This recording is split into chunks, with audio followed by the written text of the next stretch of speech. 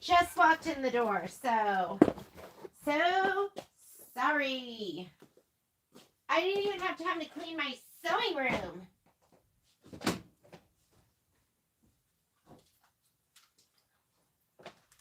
I got my hair did. Feeling kind of spiffy. Looking good. I don't know how good I'm looking, but feeling good. I needed that. I was playing with growing my hair in, growing my hair out, not knowing, and now I know. Let me just get my computer screen up and then we'll get started. YouTube. Next week we're going to be starting late too because I'm going to be out of town and I'm flying in at 1 and I have to get my dogs and do a whole bunch of stuff. So next week we're starting even later than this week. Mondays are our days off.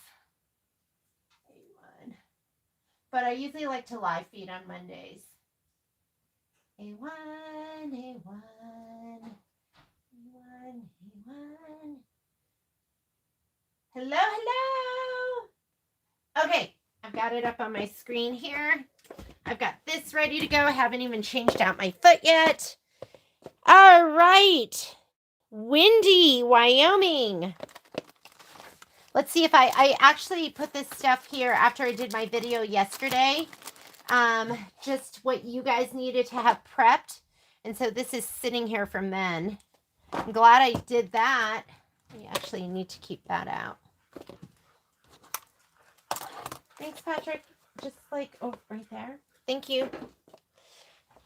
And, okay. I don't even know what hoop I'm using. We're going to start off with, good thing I already did this spreadsheet, right? I also did the spreadsheet for Home Sewn Volume 2, and I'll post that. But what we've done so far, what you should have done, oh, you can't sew, the machine's broken. What? I'm so sorry. What we did last week is we stitched out, Patrick did this for me. He put it in the bag. He was worried about me. He's like, I think you're going to lose all that. So he put it in a bag for me. I sent you that note last night or yesterday saying I wanted you to have your green wings ready. And then we already have all of this ready too. Is that so cute? That's like adorable. So, and you can trim away some of this other stuff. There were some threads that you just couldn't avoid. So this is going to be for later. Here are your filler blocks, which are so adorable. Love these. Patrick is awesome. And so I'm going to put these in here. These are just like part of my embellishments, right? So I'm going to put these in here, and that's going to be for later. But now your filler blocks are all done. You can just pull them out as you need them, as you see fit, and then you can put your sections together because your homework is going to be to sew together section 1. So we do need these today. So I wanted you to have those out. Pinwheels. That's going to be part of your homework too. So have your pinwheels. I will film those. And we are going to be doing, this is done. I can just get rid of that. We did dimensional embellishments. That was your homework. Section 1. We're going to be doing pennants. Whoops. Life is a Picnic, flower 1, 2, and 3. Are those all section 1? Pinwheels, homework. Okay. So this is what's on the agenda for today. Last night, I went ahead and I got all of my stuff and I put it in one of these. So they weren't in all different ones. We also did this last week. So we did our inner borders. I haven't trimmed these yet, and I left them on just in case I needed to stitch that extra, whatever, 4 or 5 inches. So I left it on here until I measure, but I think this is going to be plenty. These, I stitched out the whole length. So I sewed them together and I stitched out the whole thing. And I'll press these out later, but if you want to press them and trim them, you're going to press them and then you're going to trim 1/8 of an inch to the right and then 4.5 inches across. And then that's what you're going to do with these. I'll film it when I'm ready to trim these. I might wait until the very end. So let's see what hoop we're going to be using. We are going to be starting with our 7x12. So you need to at least be able to accommodate 6.5 by 6.5. So let me grab my 7x12 hoop. Hi, Momo. What are you crying about? What are you crying about? And let's hoop up. Oh, I'm stuck. How am I stuck at? There we go. I did send you a note saying that you needed a bobbin of dissolve away thread. So I buy this. Vanish Light is what I prefer. And because there's like a even heftier one. And so you want a bobbin wound with your Vanish Light. And I always write it on the front and the back. Because we're going to be doing some embellishments where we'll dissolve the thread away. So I think it's the leaves. Is that what it is? And then they can kind of fold up. Something we're doing today that's going to have that. So here's my hoopy hoop. When I'm using this hoop, I like my muslin to not be this wide. Where is my... Is it this one? Yes, here we go. So I'm going to go ahead and open this up, and then... Let me get my Wonder Clips. I'll roll this up. You guys ready to stitch? Hello from the UK. What time is it there? It's late, isn't it? I think you're like, is it 9 o'clock? 9 o'clock, is it 8 hours ahead? Here we go. Momo, what do you need? Momo, my teddy bear, my stuffed animal dog, is just standing there looking at me. Hi. Okay. All right. I'm going to go ahead. This is my 7x12 magnetic hoop. I love it. I find that I am using this hoop and my 5x7 most of the time. And then I use the other ones. I like the way this hoops. I don't know. I find it easy on my hands and not having to size my hoop for my project. So I'm going to put those top magnets on, and then I'll pull my hand down here to make sure everything's nice and taut, but not tight. I don't even have my embroidery foot on. I was doing, and I was like, oh, my embroidery foot's not on. I can show them how I change it out with my advanced screwdriver.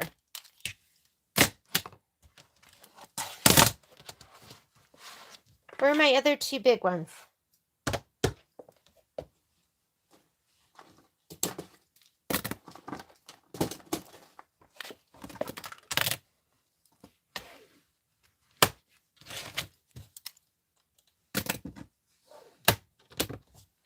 All right, we are hooped and ready to go.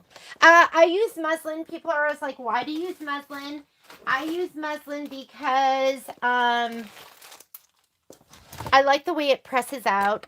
I have, we carry 90-inch muslin in the store. I think I have 45-inch. I didn't have it for a while, but, and I just use it like a roll of stabilizer, and I roll it up, and I just keep unhooping and then stitching down.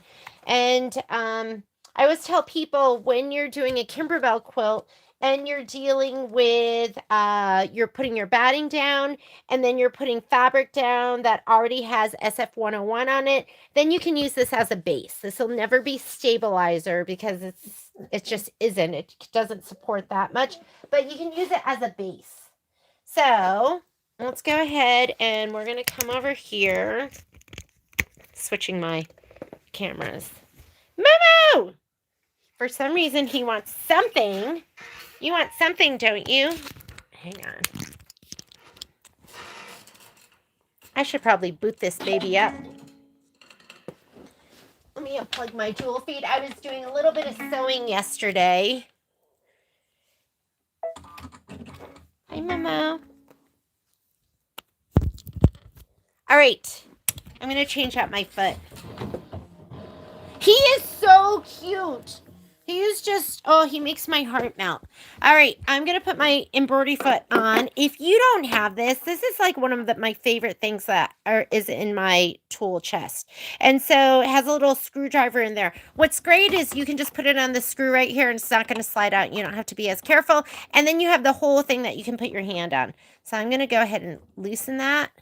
Once I get it loose, I usually just undo by hand. And I will use this on my needle screw, on my hoop. I use it on everything. So I'm going to go ahead and take this off. That digital dual feed foot is like the best foot in the entire world. I was piecing yesterday and I have some black thread on the top and I have white on the bottom. So hand tighten and always tighten it a little bit more with a screwdriver. It should never be loose enough for you to undo by hand. And when I tighten it, it's like that. I mean, it's barely. Did you see it was like that? Don't crank it. You don't want to crank it. And let's go ahead and get our design. So, oh, you know what? I always forget to load the quilting designs. Let me make sure they're on there. So we need Weather 7 and the 6x6 and the 6x10. Honestly, I'm so sorry. I don't think I loaded those. I have all the other designs, but I don't think I have Weather. I need the 6x6 and the 6x10, and I definitely don't have the insects. That's okay, because this will be a good lesson for you too. So I'm going to do design database transfer.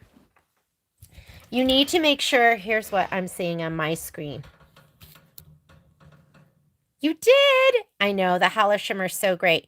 How's my thumb? I mean, this thing gets in the way. So it's okay. It's, Joan was in the store. She's a local physician here, and she told me it's the ligament. So I have a little icon. I keep it right down here on the taskbar so I can just touch it. And I don't want my embroidery files. I need to select my machine first. So I'm going to come in here. I'm going to do Evie. Evie is my Avenir. My Baby's my 10 needle. The 248's the Stora Avenir. So I'm going to select the machine first. And then I'm going to go look for my background quilting. It cannot be in a zipped folder. You cannot pull from a zipped folder, but I think I pulled the quilting designs out. Embroidery, quilting. Sipping on Sunshine Quilting. And we need Weather, what do we need?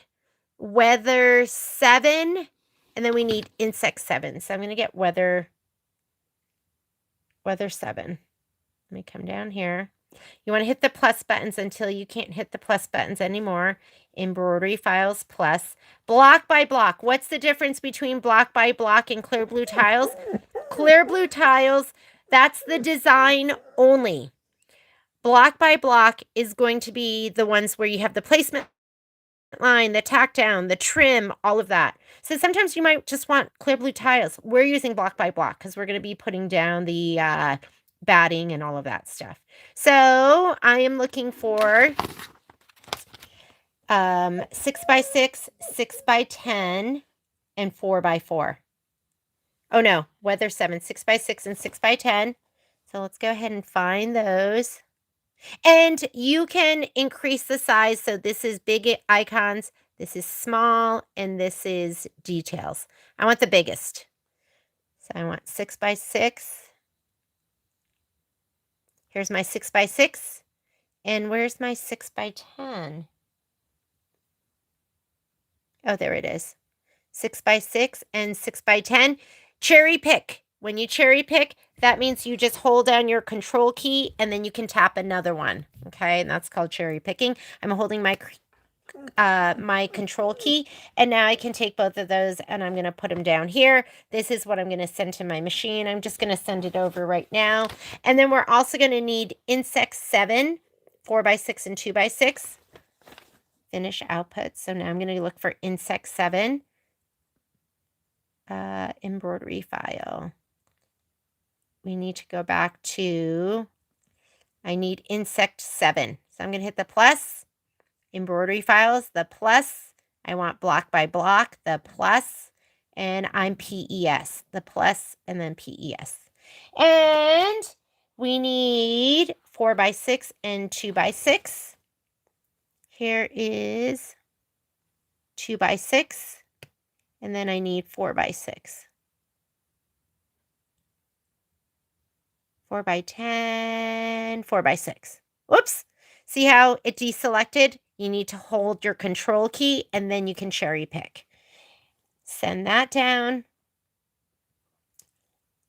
I want to get rid of this one and get rid of this one. Trash can for those. But these two I'm going to send. Alrighty, we got that one. Then the last thing I need is I need weather 6 4x4. So again, I'm going to find, here's weather 6, plus button, embroidery files, plus button, PES, that's me. And they didn't even have an option with that for block by block or clear blue tiles. All they must have is the block by block. And this one is the 4x4. And that is what we're going to be using for the pinwheels. Yeah, that's for the pinwheels. Did I pass it? Here's 4x4. There's 2 of them. I just go with the first one's always going to be horizontal and then vertical. So let's go 4x4, send it down, and send it over. That's it. Sorry I didn't have that done for you, but that's kind of like, that's how easy it is. I am on the network here, as is my Avenir. So it just sent that over wirelessly. No USBs. I don't deal with USBs anymore. It is the best. And I got to tell you, I was very resistant to going, to getting rid of my USB because I don't like change. So I was like, I don't want to learn something new. I'm just going to keep using my USB, but I love it without. Here we go. Okay.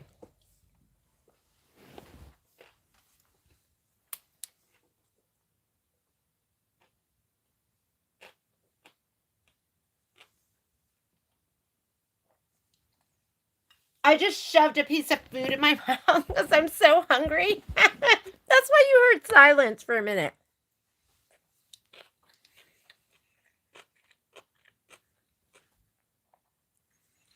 Okay, I swallowed it. I got to get back out of here so it can refresh. So I'm just going to hit return. I'm going to come back in here. Let's go here to the pocket. And we are going to put in weather 7. And if you're not sure what weather 7 is, get your book out. Your book shows you a picture of the quilting. Oh my God. Can I tell you there's so many incredible projects coming up? I was at the store looking at all our fabrics, seeing what I needed to order. So this is what we're going to do first. Here is a picture of the background quilting with the design on top of it. So that is going to be, it looks like this one right here. And we need 6.5 by 6.5. Yes, 6.5 by 6.5. Go ahead and set it. And then we're going to add. And you are going to add the pennant design, and it's going to be centered. Center the block.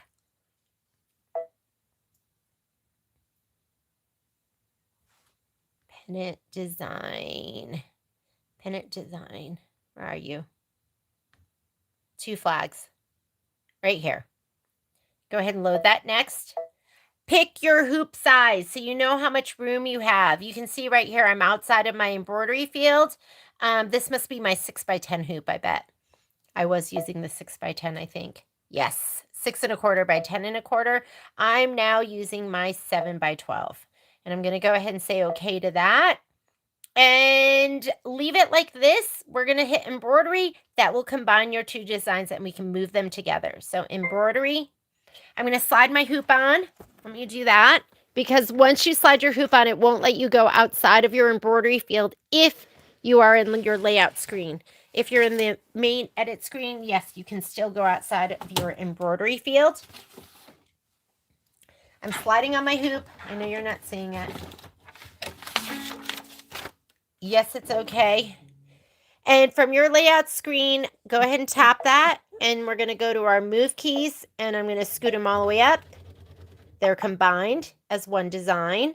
I'm going to say okay, and the last thing we're going to do is we're going to go to this button down here where you can go forward and backward stitches. And let's go ahead and stitch. I have black deco bob in there. I'm just going to leave it. This is just a placement stitch right now. And let's grab our fabric. Fabric, spray tent. Momo, what's going on? You're looking for love in all the wrong places right now. It's stitch time, not doggy time. It is a mess here because I was doing scan and cut. I need to get something going on my 10 needle. What do we need in here? We need... And so I was doing some ultimate failing. I tried to record it, but it did not go well. I'm still new. I'm still so new to this scan and cut. I'm not your expert. So I was working from... what am I looking for right now? I am looking for... This is what I'm looking for. From your embellishment kit, you want... So I was scanning, and then I was trying to play with the grayscale, and then I was making it look really difficult. Follow the experts for that. I am definitely not your expert yet, but I will be someday. Here we go. So, we want yellow and red felt. So from your embellishment kit, grab your yellow and red felt. You have all this felt in the back. Yellow and red.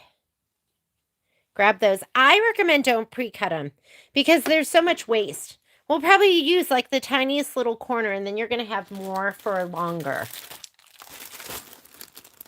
From the UK. Okay, I'm addicted to Love on the Spectrum. And did you guys see Connor and Georgie were in the UK? And I was like, Connor knows so much about the UK. And the fish and chips looked really good. Just saying. All right, I'm going to give these a little shot of spray. And I cannot get to my... Oh, poor Momo.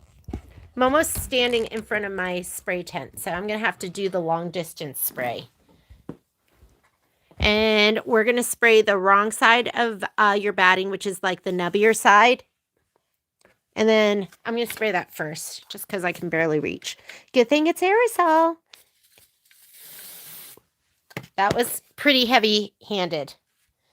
And then I want you to spray your fabric, wrong side of your fabric. This should be stabilized with SF101. Hi, Moms.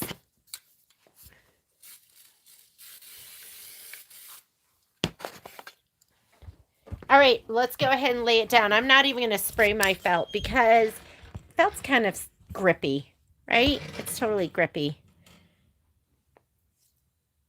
Oh, Mita, I'm so glad. Yes, you need to use your, it's important to use the right tool for the right job. We call it, Patrick and I always talk about ingredients.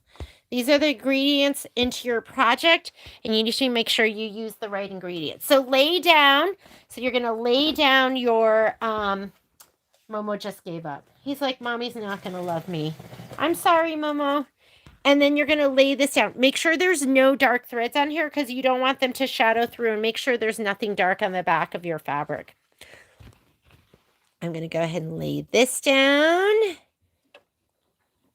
Just make sure you can feel your batting underneath. So you kind of just want to center the background fabric to that. And then I'm going to press it down because I've given it a little bit of a spray. All right, what's next? Why is this going to... Screen I can't see. We're going to skip some steps. That's why it's important that you're in here. Isn't this fabric so pretty? Oh my God, you know what else is really pretty? The fabric for the cottontail. The cottontail quilt that's coming out. That is really pretty stuff. Okay, hang on. My screen just went dead and you guys all disappeared.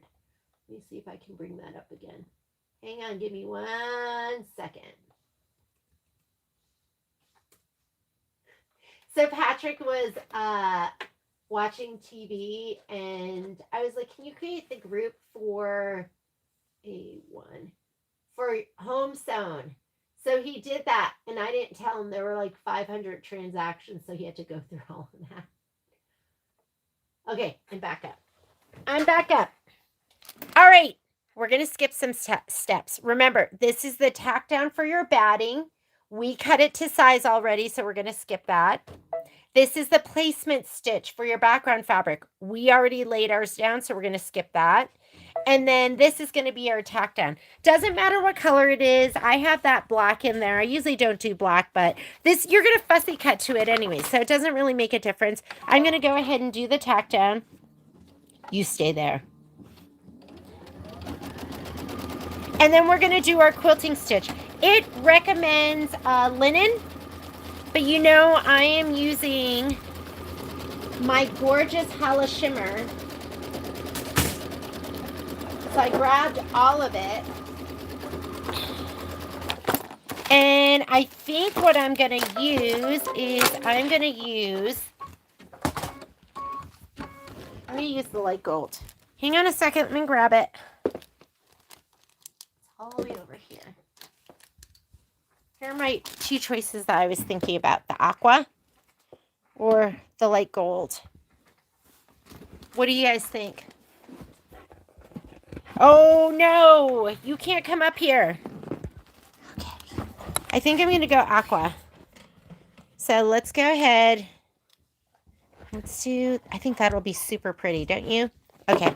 I'm going to go aqua. Okay, the heavy breathing is Poppy, not I. The swaying of the camera is also Poppy. Hey, Patrick. Hi, Poppy. Aqua. Oh, you guys all voted aqua. All right. Here we go. I'm using my thread stand.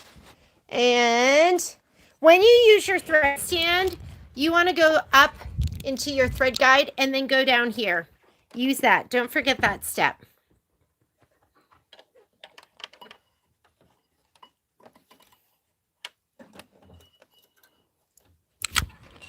And I think it says don't use your threader, but I do.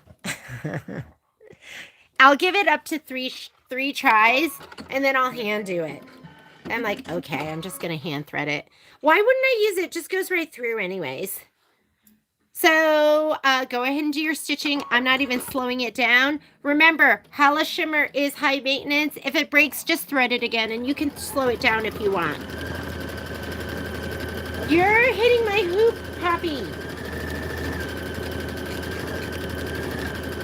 Her badonkadonk is like really close to the edge. Like this is the kind of thing that can knock your machine off calibration.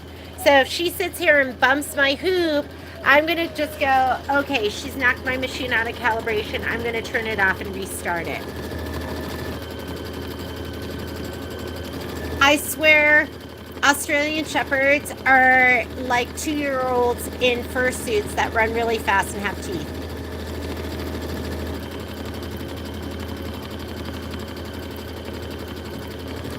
But I love my babies. I just love them. Poppy, go. Hey, Patrick. And in our house, we practice dog law, which means that the dogs rule and you just work around them. Right? Yeah.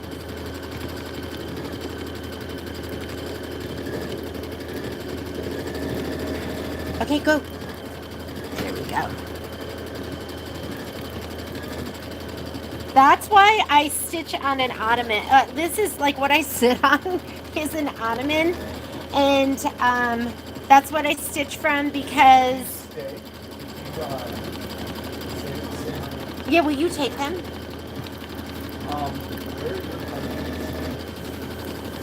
I just came right in, I think in my blue jacket. Here, guys. Here. Come on. Come on.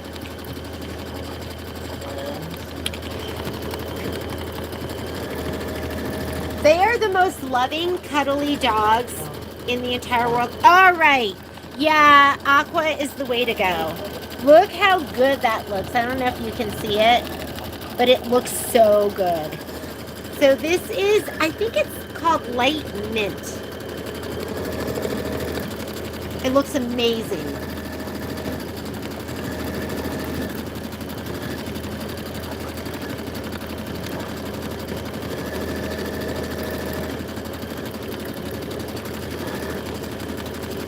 So once we finish the quilting, what you're going to need next is we're going to go right into the embroidery.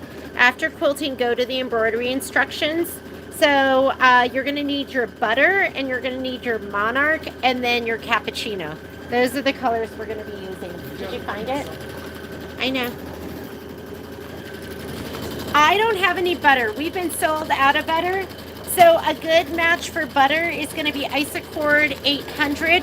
We should be restocked this week. So if you've been waiting, Quilting, who distributes, are you leaving? Okay.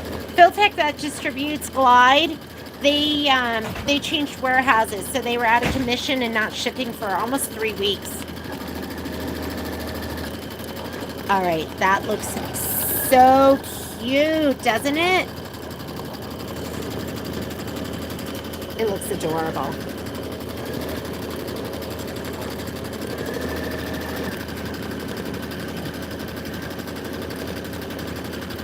So my parents had a dog named Maggie, and but my parents also have really, my mom's passed, but my dad's around. Very strong Korean accents, and so it was Maggie. Her name's Maggie, but they called her Meggie. And I thought that was really, really funny because they had scratched her name into her metal dog tag, and they had spelt it Megi, which like phonetically is how they're pronouncing it. I was like, oh, that's so cute. All right, get your butter. Butter makes the world go round. And see how kinky it gets? So if you let this just go, because it's like a ribbon thread, it will break because it just gets kinky. So hang on a second. I'm just winding up my thread and putting it away. Miggy. She was such a good dog.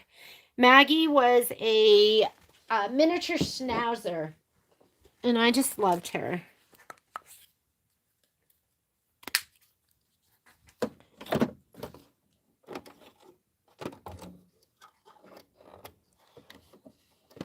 Maggie used to roam. My parents' house. Oh, so I'm putting in butter, which is for me, it's Isacord 800. Go ahead and put your butter in, and it is going to stitch the. What is that? Is that the? I don't even know what this is. It's the Pennant 1 Shadow Fill. So that's what you're stitching right now.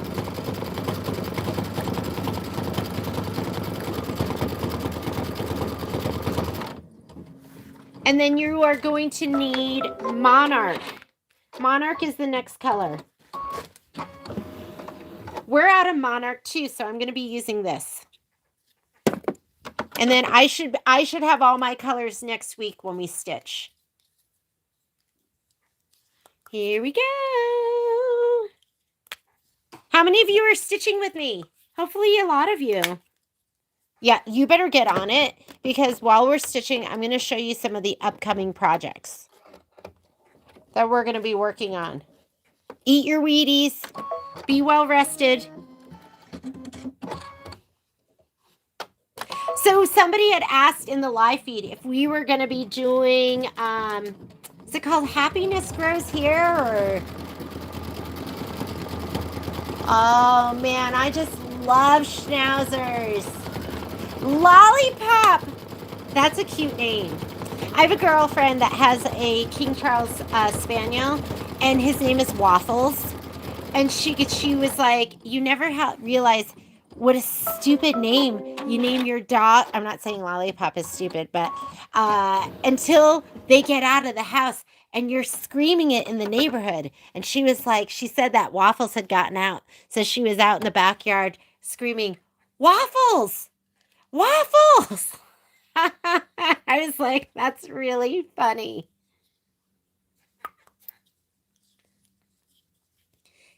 It's storming! Wow! It is, you know what? I think that's what we had. We had some stormy weather. Okay, next is cappuccino. So cappuccino is this like, I don't know, it's this tan, but this like really warm tan. It's not just like brown. I don't know how to, it's almost like a peachy tan. I don't even know how to describe it. But go ahead and put that in. You're going to be stitching out the, what are these called? The posts. So go ahead and put this in. Mita, are you stitching with us? Hopefully you're stitching. Just go ahead, put in. And if you guys ever feel like I go too fast, then you can always watch it later. You can watch now and stitch later. He thinks it's embarrassing. I love that name. Lollipop, that is so cute.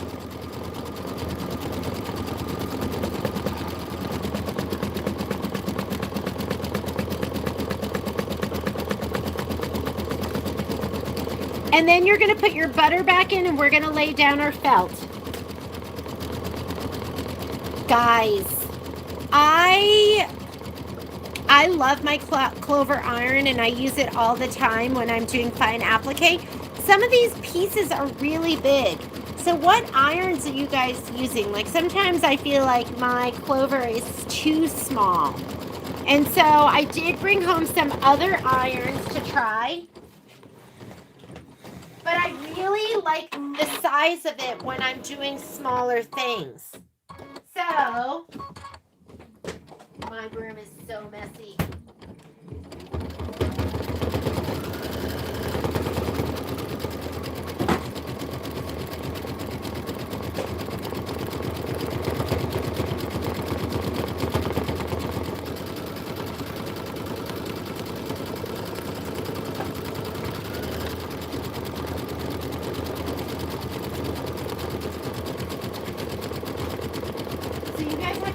Decide what to do.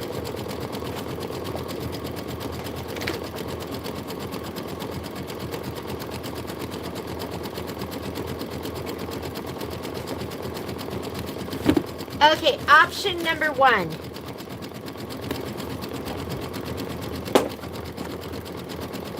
What do you guys use? Because I love my clover. I love my clover. And when I'm doing fine detail, it's been like the best iron. But like I said, sometimes I feel like it's not big enough. Because, I mean, when we were doing home sewn, like sometimes we were laying down like the whole house and I was pressing it down with that. You're doing your cord.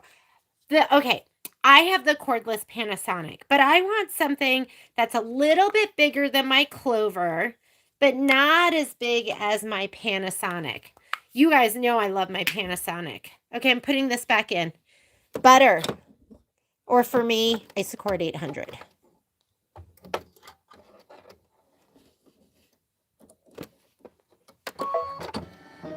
If you guys, any of you are waiting for thread, your threads will ship out this week. This looks like it's wound around. Okay, placement stitch, and then we're going to put down our yellow felt. We're going to put this down. Your Cricut Mini. All right, so I've got the gorgeous Mini Oliso, and this one is the the K facet one, which is beautiful, right? We have that, I had a yellow one, and then we have one at the store that we use. I'm just going to put this down. I'm not even giving it a little shot of spray. You're going to trim this. It says trim trim as desired, which means you want to have at least 1/8 of an inch all the way around. So I'm going to go ahead and put this down and make sure you have like 1/2 an inch or 1/4 of an inch all the way around. And I'm going to go ahead and do the tack down. When it says trim as desired, you know me, I like the curved straight scissors. So I'm going to get my curved straight scissors.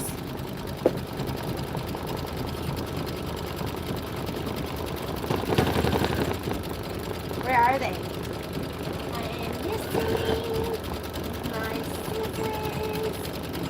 And the reason you want curved straight is because if you use curved, you get the little smiley faces. So here is a pair of curved, which is, these are really important to have in your stash. These are curved straight. And so these give you more control to cut like the shapes you want to cut.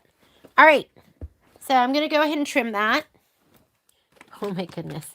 I'm struggling here with space.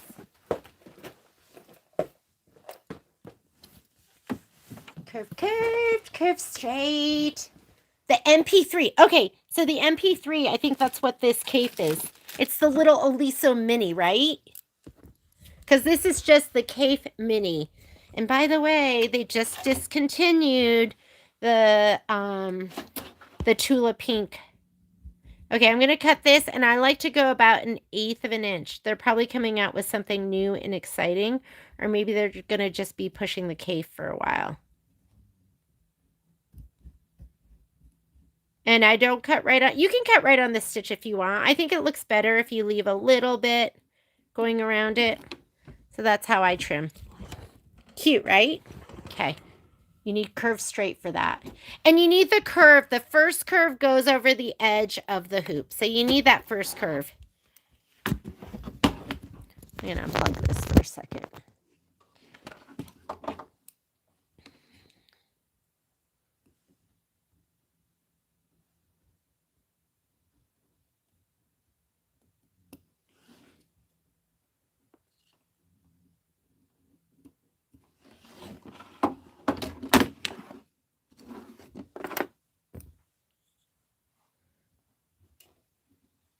Here's your mini lesson on trimming. And you don't have to do it like this. Like I said, I think it just looks a little bit better if you leave a little bit outside of the stitch. When there's a decorative stitch that is covering over this tack down, then you're going to use your curved. And when you use your curved scissors, you leave them flat. You're not turning them on the side.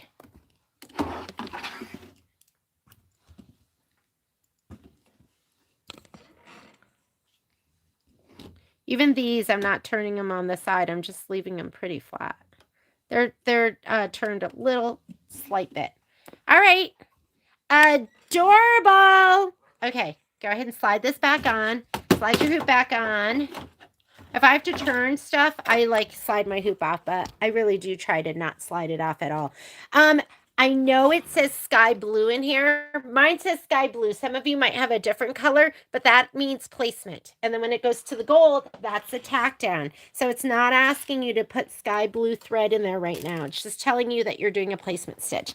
All right, next color is going to be your monarch. So go ahead and put your monarch thread in. You're going to do your placement line, and then you're going to do a tack down and trim. My thumb, you know what? My thumb isn't getting any better. However, I'm not going to go get that stupid cortisone shot. Joan says it's a ligament. I'm just going to ignore it. And then I'll just use my other fingers. And I'll put my little splint back on later. But the splint makes it so that it doesn't like bend back. That's what hurts it. I can like bend down, but not the other way. The other direction is what hurts. Thanks for asking, Trish. Okay, placement line. And then you're going to get your red piece of felt. But look, that called for... It wanted you to cut out a 4.5 by 2.5 inch piece, Well, we just put it right up here in the corner, right? So I don't pre-cut these. So we're going to lay this piece down next. Somebody just asked, do you have the curve straight? Yes, we do. I think it's 783. I could be wrong. But look up Femore. Just look up Femore curved. And I think they're called curved straight, but I'm not for sure. Okay, we're going to lay this down next. Make sure you're at least a quarter of an inch outside of that embroidery field or the tack down, and then go ahead and stitch it down. I, again, am not even spraying it. It might be a good time to get your spatula just in case something goes crazy and you need to regain control. Oop. Oop. Okay, that was me dumping everything. Oh well, we'll get it later.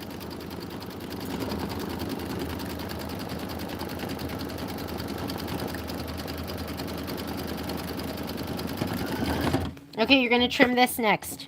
Use your curve straight. Curve straight, curve straight. I'm going to put this camera over here. Take this out because I'm going to be twisting and turning.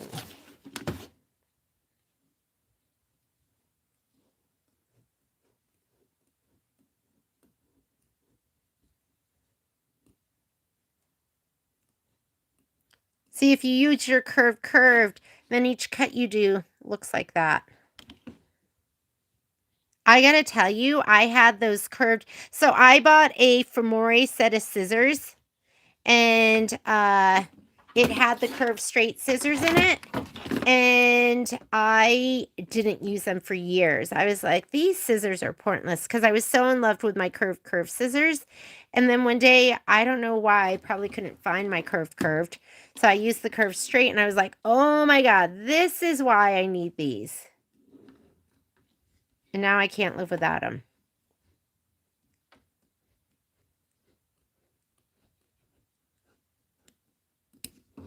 I guess I do tilt these a little bit when I use them. But you don't want to tilt them much.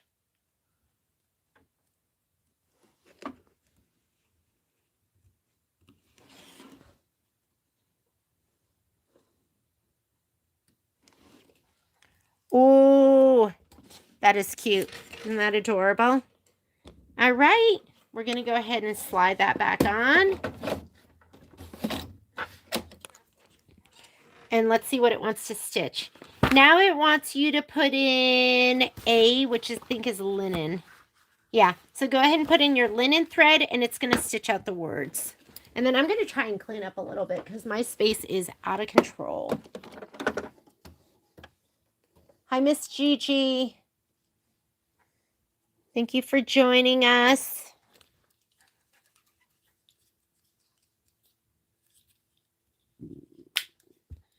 Here we go.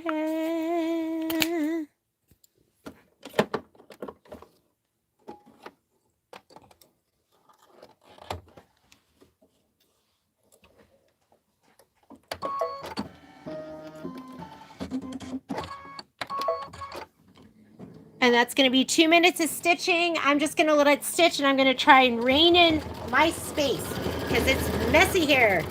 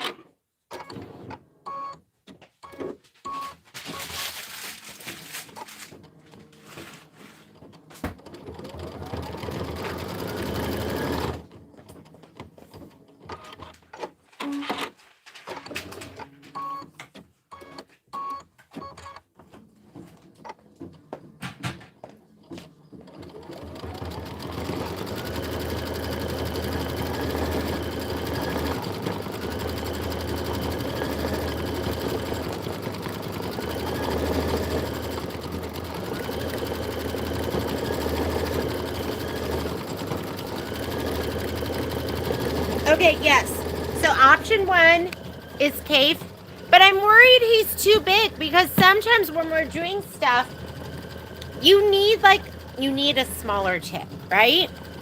So then option 2 is, where's option 2? Where did I put it? Oh, there's the good old mighty steam iron. So this isn't going to be quite as big as I'd say this is maybe like 75% the size of the Oliso. That one's just a little bit bigger. So there's this one. I know a lot of you have this. I've never owned one of these. So I'm like, should I own one? And then finally, there is the Petite Press, which is very similar to it's very similar to my Clover, but it's still a little bit bigger than the Clover. And I haven't owned this either. What do you guys think? Give me your opinion. All right, guess what? We just got through our first block in section 1. So here we go. I'm going to go ahead and take that out. We're going to get rehooped. So I need somebody to help me decide. Decisions.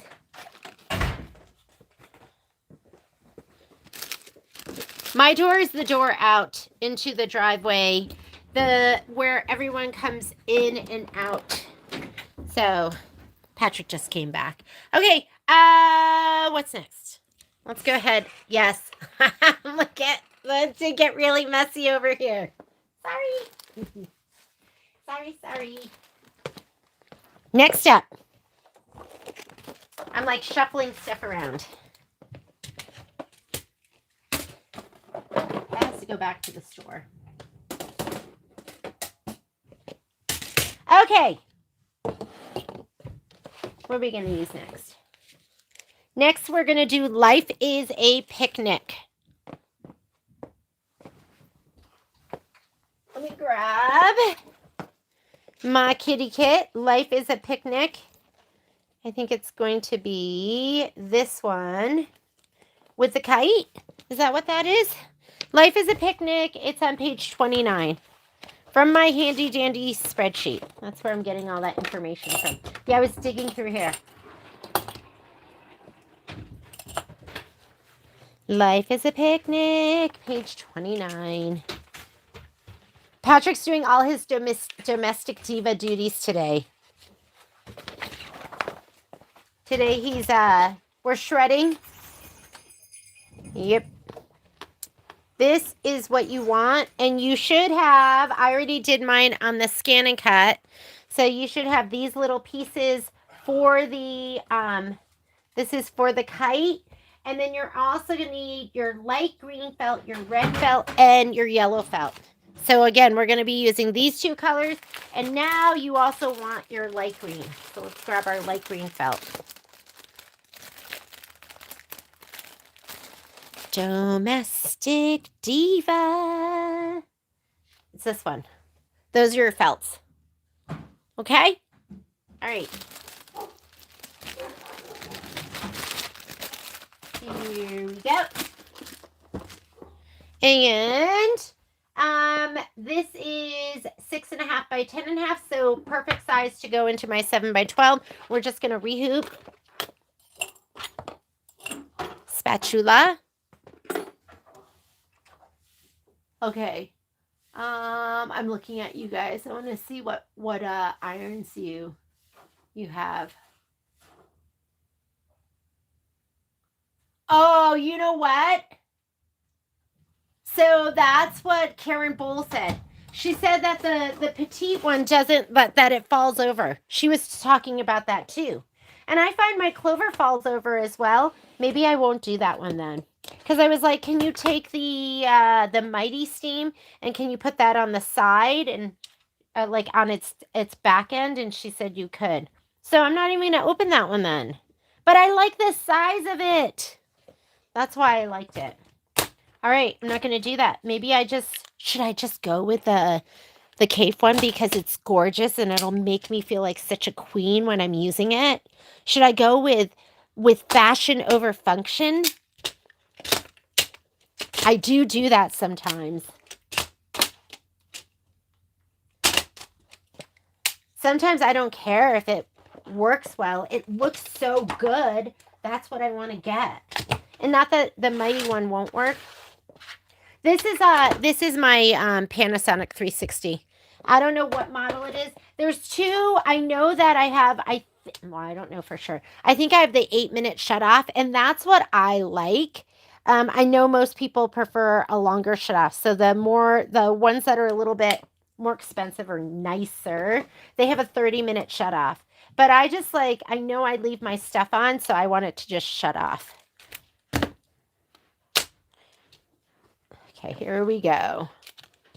Gonna hoop up again.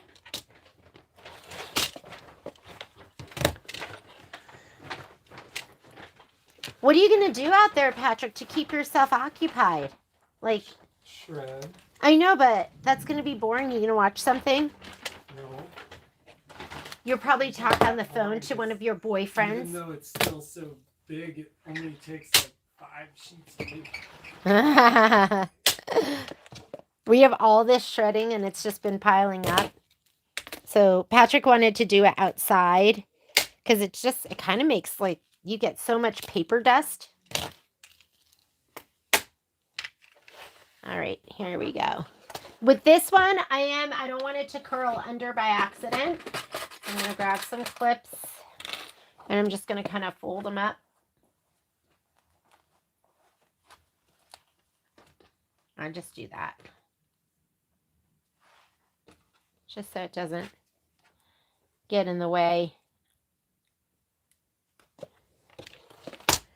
And let's just put these on and then we're ready to go.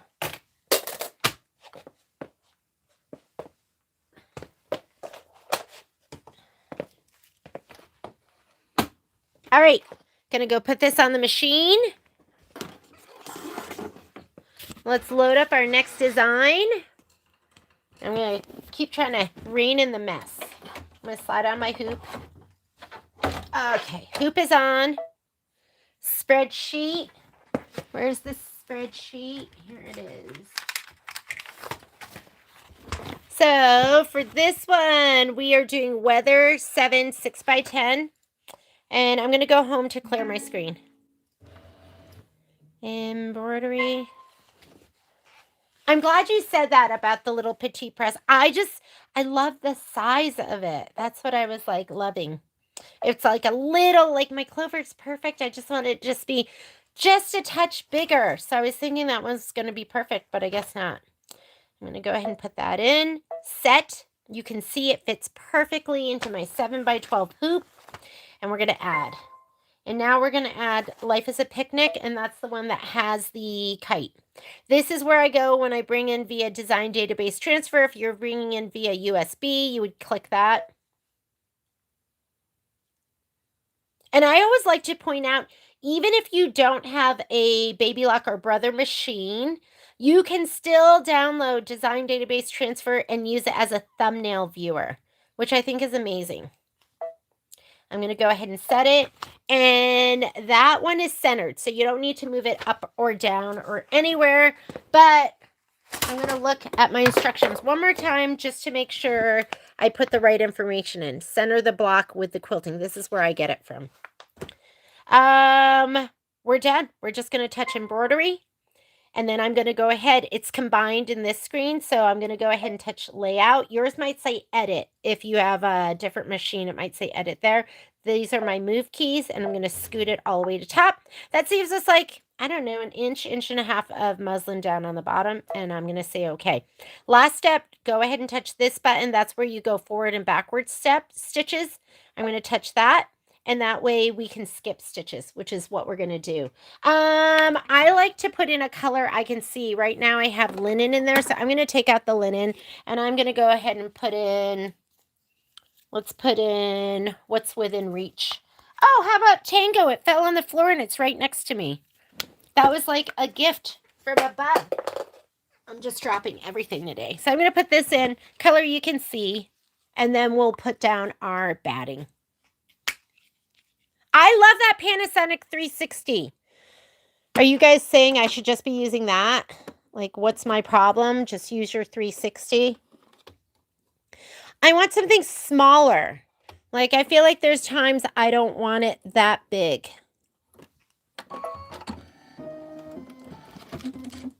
Okay, guys, what do you think? Should I just go Oliso? Okay, here we go. While it's stitching that, I want you to get your pieces. And let's spray. Okay, I'm just going Oliso. It's cute. It makes me happy. I need to get my silicone mat too. Where is my silicone mat? I gotta heat it up right now because we are gonna be pressing.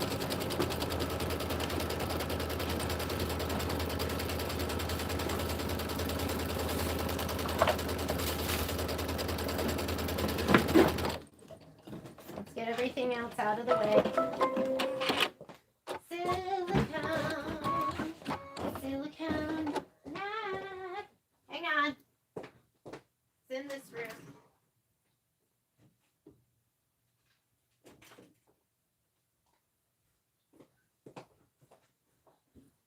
I'm always worried about leaving it down, even if it's on a silicone mat. I feel like it's just going to get it's going to be too hot, right? But I'm going to put this over here. It's gorge. Is that like gorge? It's so big though. Is this too big? What do you think? I'm just going to go for it. Okay, so I'm going to plug this in because look how beautiful it is. All right, we're going to use it. I'm using it. I'm going to put it over here.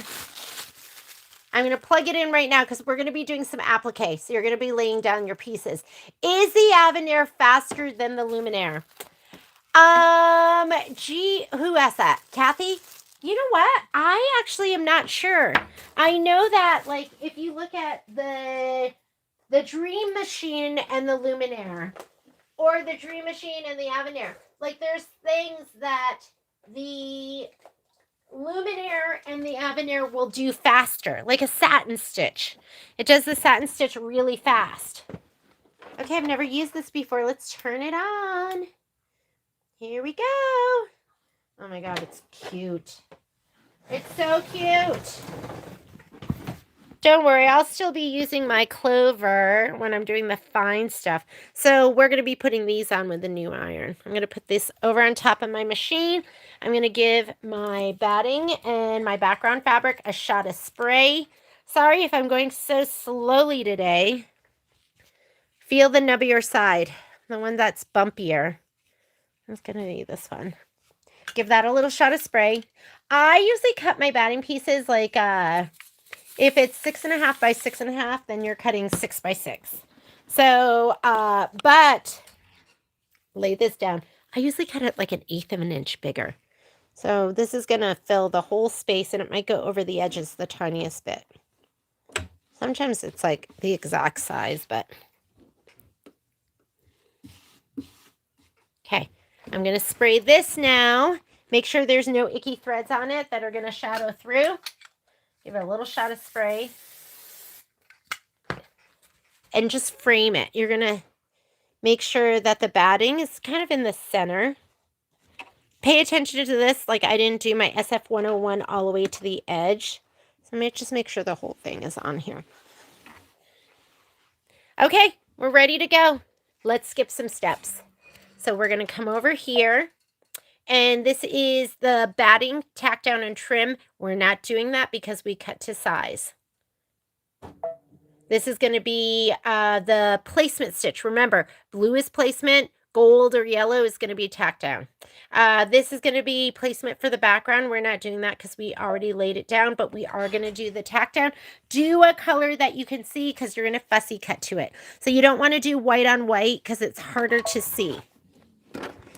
And I don't want hands reaching under. So that's why I'd recommend getting a set of the spatulas. I love these. Keep your fingers away. Tickle your fabric. Hee hee.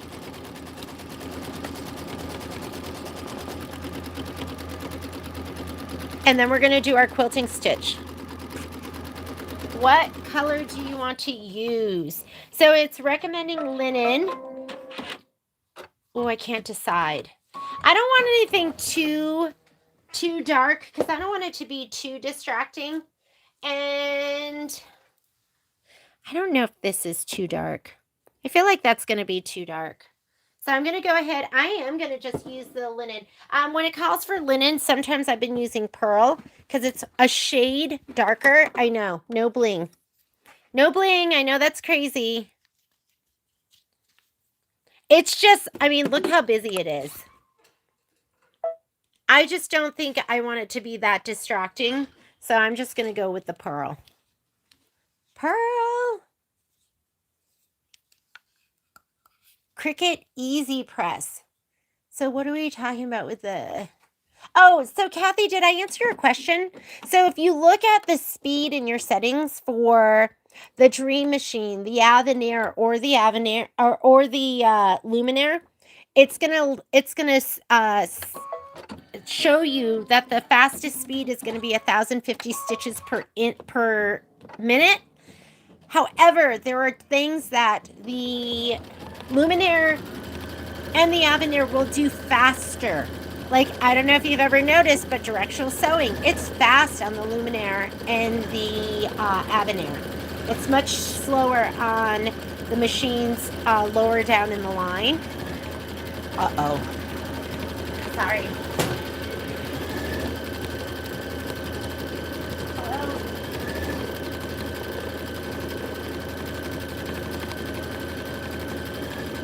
Hey, I'm in a live feed right now. Can we talk later? A live feed.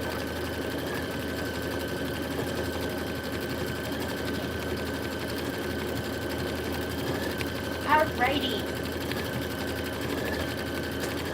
So, satin stitch. Satin stitch is going to go super fast on these machines. It's going to go, whereas the other machines were kind of like dunk, dunk, dunk, dunk. So there's parts that will be much faster.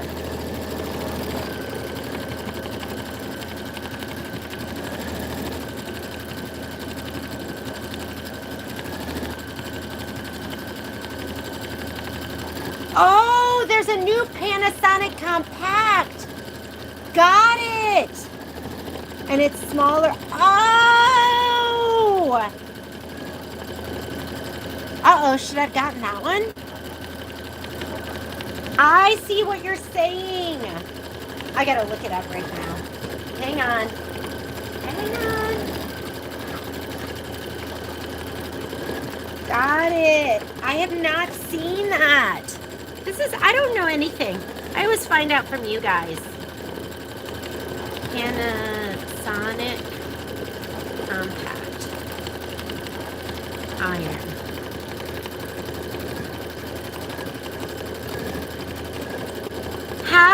Is it super teeny? You know what I like about it? I like that it has that stand. Because I struggle with the stand. He's pricey. Let me see. Who's got it? Do any of you have it? And are you loving it?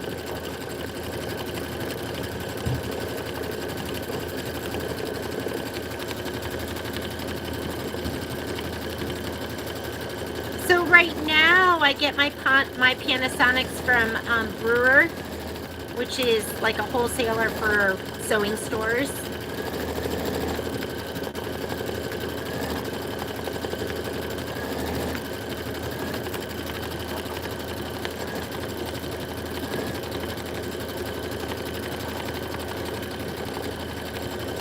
And it's cordless! Okay, I'm gonna try it. And I love the base. I'm getting it. I'm gonna give it a go. Let's try it out and see how it is. Should I get a couple of them? I like the idea that it's cordless. And it comes in 2 different colors. It comes in like a minty green, and they call it red, but it's not really red. It's more, I don't know, papaya or something like that. Okay, so who's got it?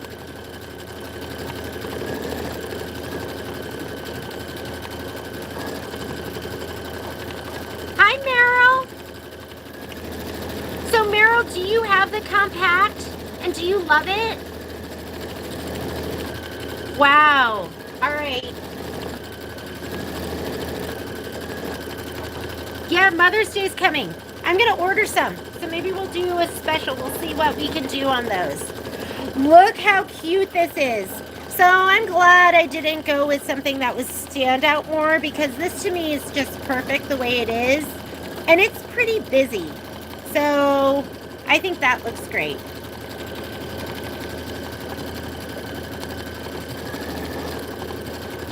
Mother's Day. Oh, you've been drooling over it. Okay, I'm gonna see what kind. Okay, I'm gonna see what kind of special pricing we do. I can't remember. Sometimes they do free freight with us, and if they do free freight, we can do a better deal. So I'll call my reps and see. But I just opened the case. That's okay. I'll have two. It'll be good for me to have them and demo it, and because if I love it, I'm gonna sell it. But I gotta try it. I gotta love it. I like the idea that it's a little bit smaller than the Aliso. I like that it's cordless. It looks like, as far as pricing goes, it's $139.99. Oh, and MAP pricing. So the retail price is $139.99. And the MAP pricing is $84.99. I'm pretty sure we're not going to be able to do any. I'm just going to tell you, my cost is $70. Like, that's what it costs me. And if they charge freight, which they do on a lot of this stuff, sometimes they charge us $10 to $20 on these. So that means we make minus $5. I'll see. Let me see what we can do. But most likely, if they don't charge us freight, then we'll make the $15. Yeah, that's really crazy with the pricing. That is very low margin, but I've got to give it a go. It looks super cute. Meryl, thanks for mentioning it. I didn't even realize. I still love the idea that it's I love the idea that it's cordless. Okay, we'll let you know.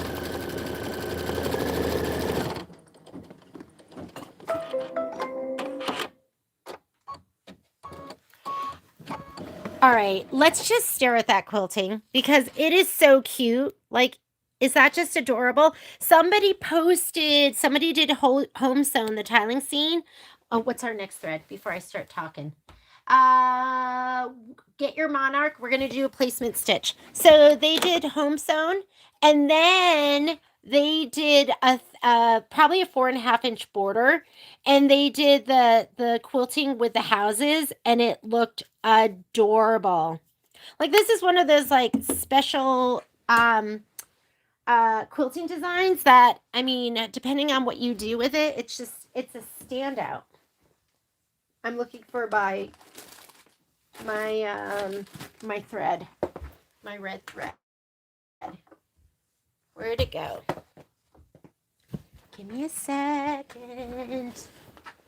When in doubt, I look on the floor and I don't know where it is. So guess what? I pulled this other red. I'm gonna use this one.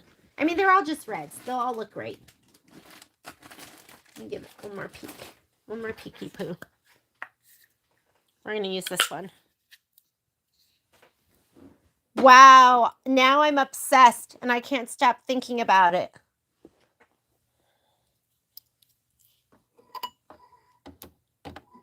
Okay, I'm just threading up. Move this over here so it's not in my way.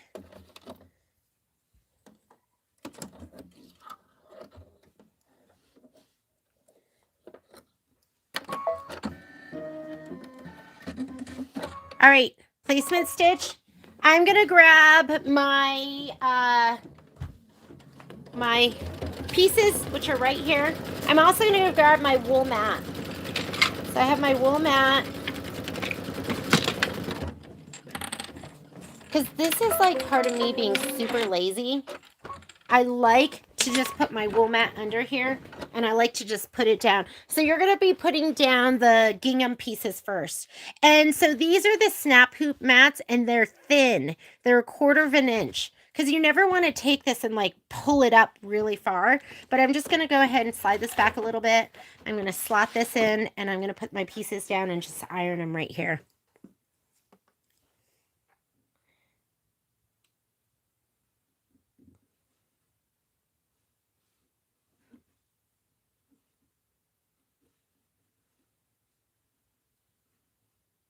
And I love my clover because I just love how little it is.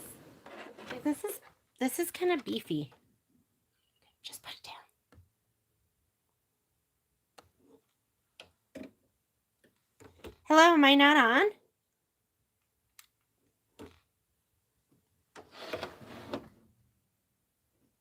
on?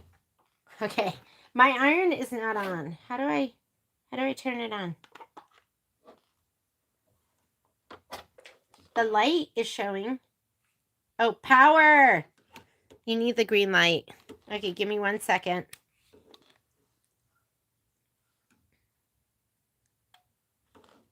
Now I feel like it should happen instantly.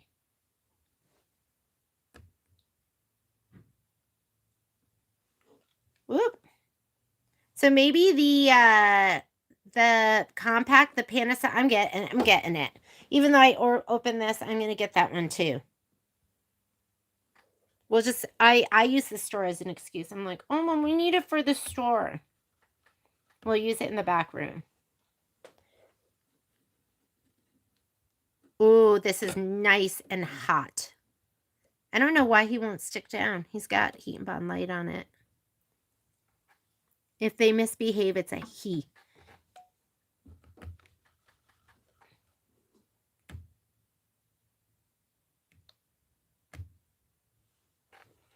Okay, good. All right. Remove of the mat. Slide it on. Next step. What's the next step? Next step is trim the fabric close. If you did not pre-cut your pieces, you're going to do the tack down and then you're going to trim. I'm already done with this, so I'm going to skip this step by just hitting the down arrow to go to the next step. Now that's the placement stitch for the blue, and it is calling for, it just wants you to leave the red in. So I'm going to do my placement stitch. Ah, Penny, I don't even know that one.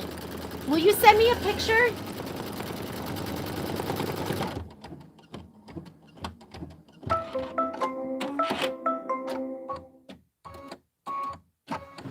All right, here we go. Send me a pic of that Cricut one. I mean, is that one that you can only buy from Cricut? I'm assuming. Okay, I'm going to go ahead and put this over here. I love my Cricut press for sure. And this just, I mean, these just fit perfectly. That's why I love this scan and cut. Put in your pieces. My iron is nice and hot now that I actually hit the power button to turn it on. I'm a do not read instructions kind of girl. I like to just fly by the seat of my pants, but that means sometimes the iron's not hot because you didn't hit the button. Okay, those are down. What's next? Now it wants you to, so we just did, if you didn't cut yours to size, you're going to do the tack down. So go ahead and do the tack down with the Monarch. Then you're going to trim. And then it wants you to stitch the kite satin outlines still in the Monarch. So I'm just going to go ahead. I'm going to skip the tack down. And now I'm going to go ahead and do the, we're going to do the decorative stitching. Amazon sells them too.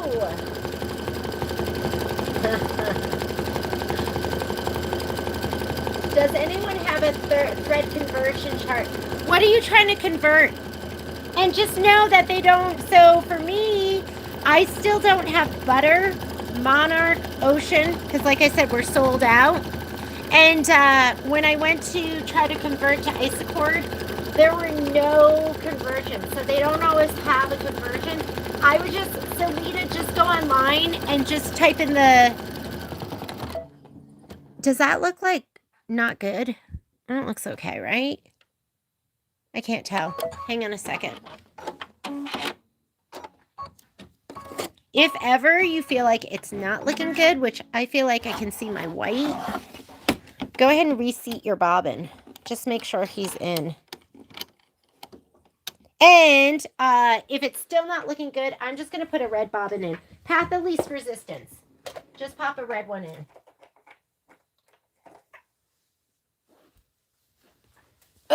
Okay. Here we go. So, what were we talking about? I can't remember.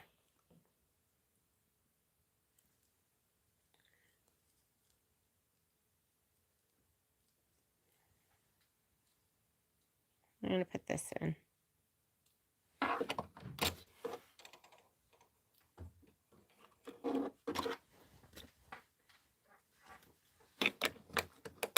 I feel like I'm seeing a little bit of white, and I think my bobbin, I think I was in there. So I'm going to go back. I'm going to go back 20. Here we go. If you feel like you're seeing that white and you see your bobbin is in there, just go ahead and switch out.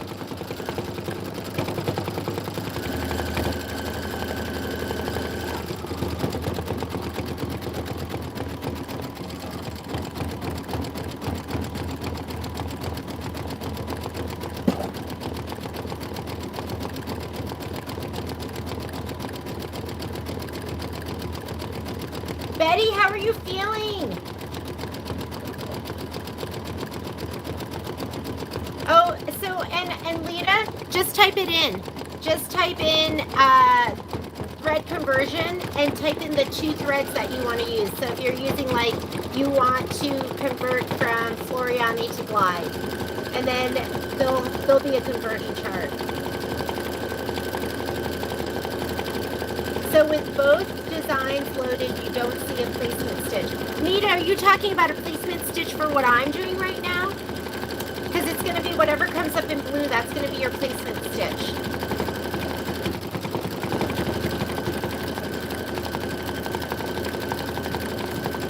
Glide to isocord. Yeah, just type it in. The thread conversion glide to isocord, and it'll come up.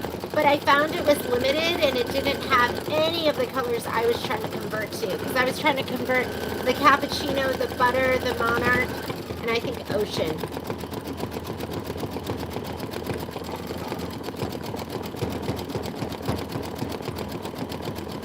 How far out are you, Betty? Has it been like, is it a week?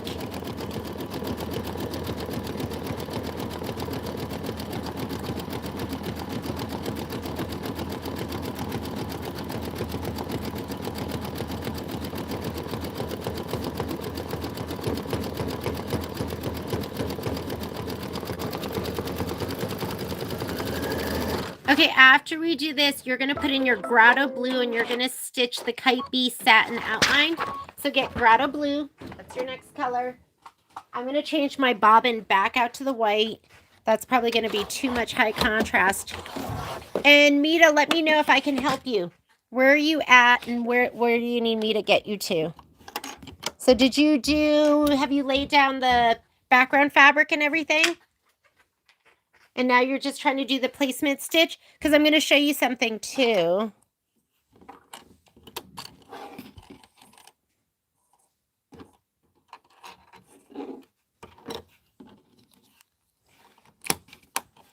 Okay, I'm back with my white bobbin. Grotto blue in the top, please. Grotto blue's a new color for me. It's kind of like turquoise. They have some really weird color names. I'm just saying, Glide has some weird color names. Like, I don't know. I feel like Hokies is kind of weird.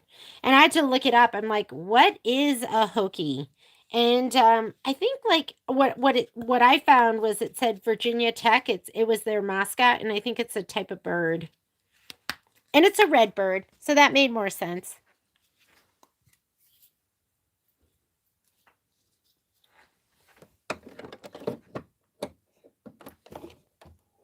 Here we go. grotto blue. Dun, dun, dun, dun, dun, dun, dun, dun. All right, here we go with our grotto blue. 2 weeks tomorrow.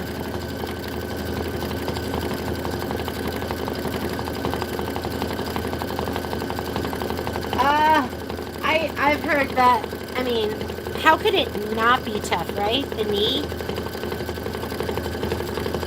When somebody actually explained a knee replacement to me, I was like, what? I had no idea that, you know, cut off part of your femur. It just sounded so crazy.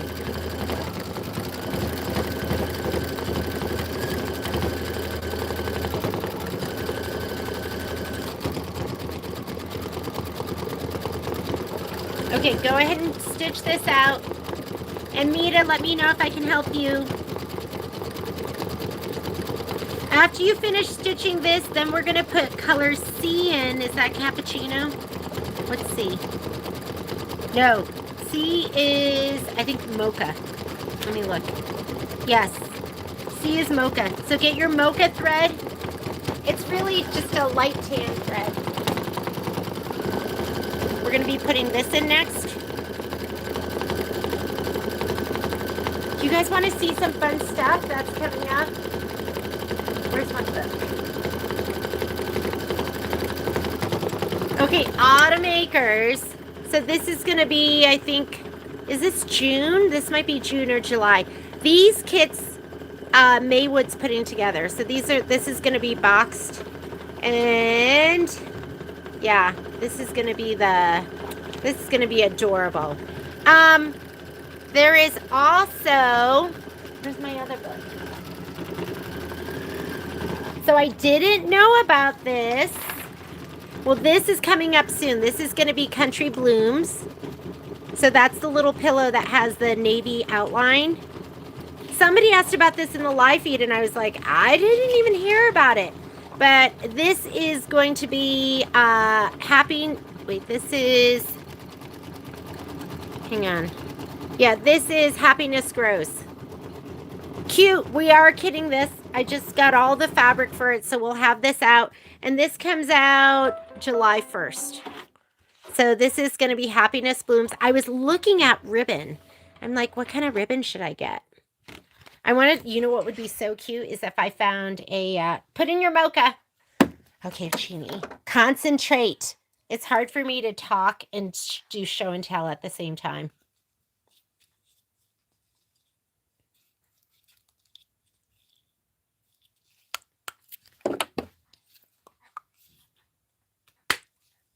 Oh, geez. I'm hoping my knees don't give out. I don't think either of my parents, nobody had to have a knee replacement.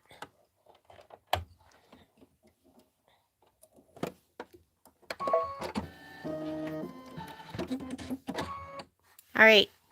Go ahead and stitch. This is the, let me just confirm. This is the kite string fill and frame satin outline. Mocha. Mocha, and then we're going to do the water soluble thread. Top and bottom thread to water soluble. So get your water soluble thread. We're going to be using that next. Top and bottom. If you haven't wound a bobbin yet, wind your bobbin now.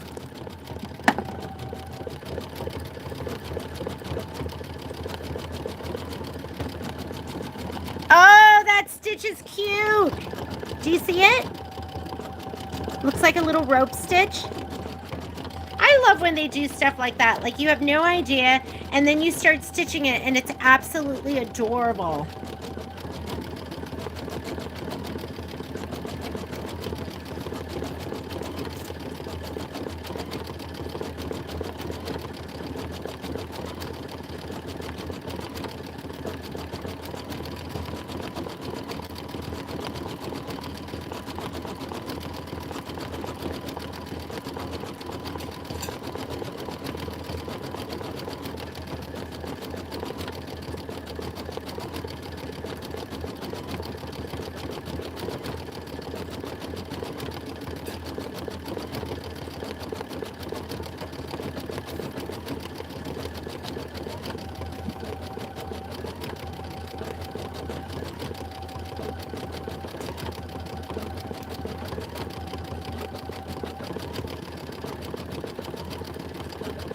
Oh, Trish, you're gonna love it. It's like magic. Okay, I did bring home, so we sell it in the 2,000 meters. Is this 2,000 meters? No, 2,000 yards.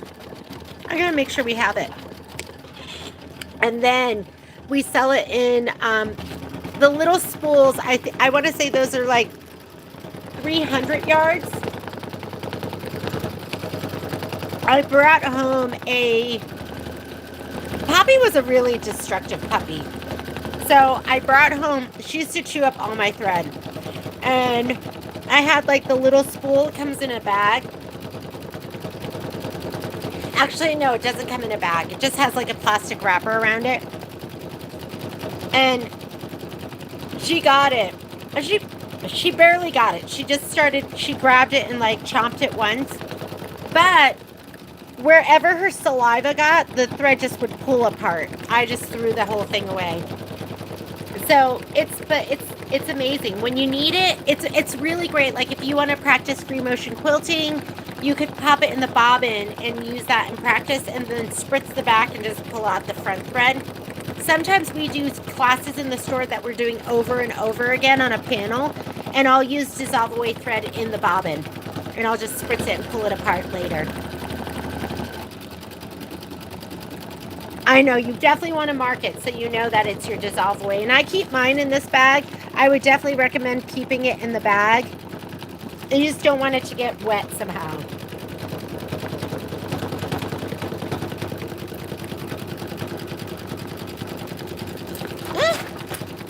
There's my piggy bag.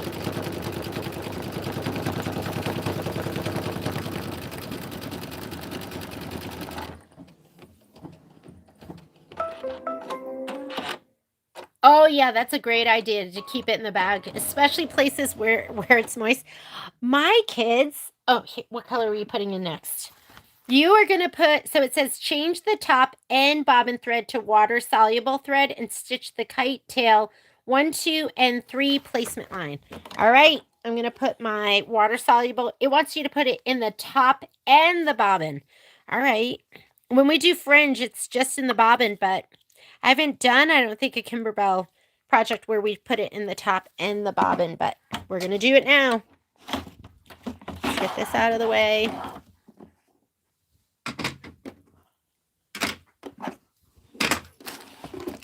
Slide that over. Mark your bobbins. This one says vanish, and do it on both sides. So no matter which way you pick it up, you're going to know. And otherwise, like, I don't, you wouldn't really know. It's just white. It's like the same weight. It's like magical thread.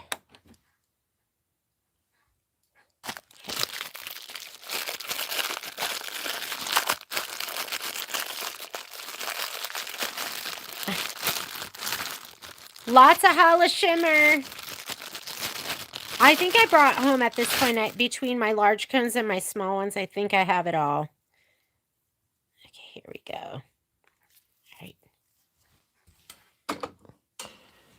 Okay.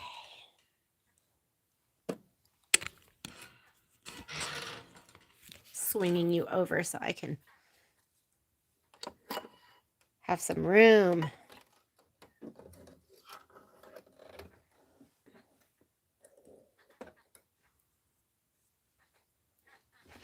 All right.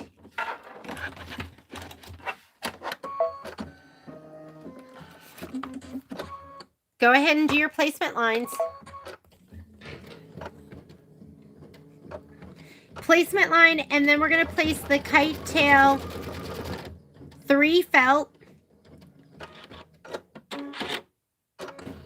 Stitch the kite tail 3 tack down line. And yeah, you're leaving just the dissolve away in for all of this until we get to step number 12. And I like, so they'll put something in here. So their guides are great. See how it has a bobbin and it shows you water soluble, and then like here it shows you water soluble. Here it shows you that you switch back to your bobbin switches back. So there's a lot of information just in your instructions.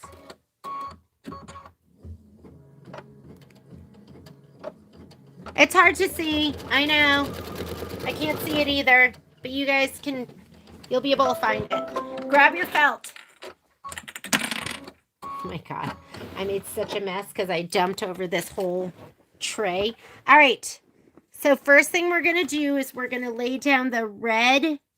And does it go by place the kite tail 3 felt and stitch the kite tail 1, 2, 3, and 4. Place the kite tail 3 felt. Really? Are we going in all different directions? Hang on. I just want to make sure I'm putting it down right. Yes. So we're going to be doing the third one from the bottom. That's going to be your red. So I can see one here. This one is right here. Okay. All right. So make sure, like, you're going to see it's going to be, like, right above where the sun is. You're quilting for the sun. And trim the felt as... These are trim as desired, which means you want to have, like, I'd say maybe a 1/4 inch to a 1/2 inch all the way around. So it's right here. I can see it. And if you look at your quilting, there's, like, a sun and the part of your little hat, your little bonnet. I'm just going to go. There we go. That's good enough. And it's grippy. So, you're just leaving that thread in. Do the tack down. It's asking you to tape it. I never tape my felt. I don't want to tape my felt because it pulls it apart. You're going to trim the felt as desired. This is a raw edge applique. That means I'm going to grab my curved straight scissors, which I don't know where they are. I think I dropped them on the floor.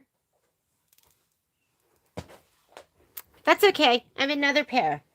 I have 2 of everything. Curve straight. Where are you? These are my 6 inch. I prefer my 4.5 inch because they're just smaller. Trim as desired. I'm going to leave a little bit.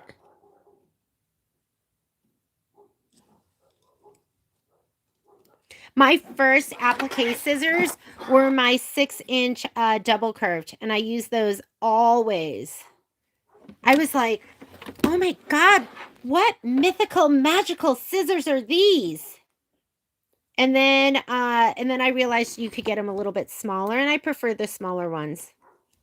Feel like I have more control, and I can get them into tighter spots.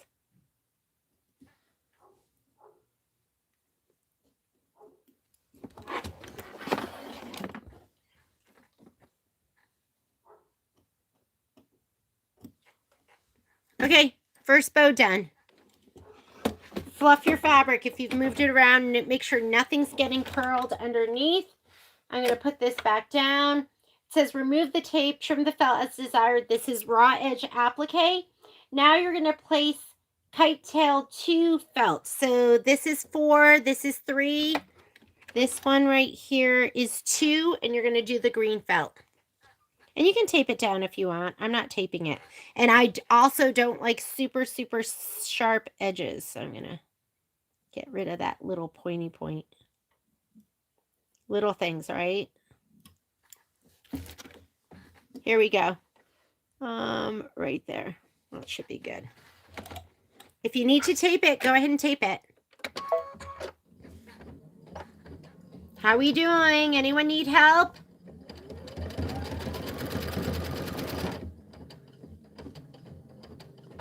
Trish, how did you find us? I can't remember. All right, I'm going to slide this off. I'm going to trim this one too. I can't remember if you said you watched a video or...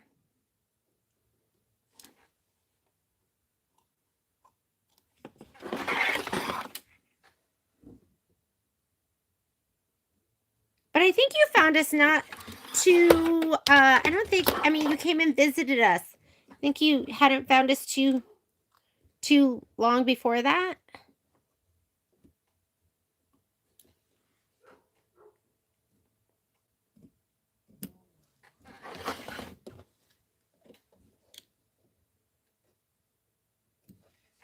cute. Isn't that adorable? So that's how I trim mine. Although I gotta get that corner a little bit. And I like it that it's not totally perfect. And it's like, you know, home done. Okay, so we trimmed that one. Now we're going to place kite tail 1 and 4 felt. So those are, let me see where my, because I'll probably stop it in between. So this one is up here. I'm going to go ahead and just, I know he's hard to see. Put him right like that.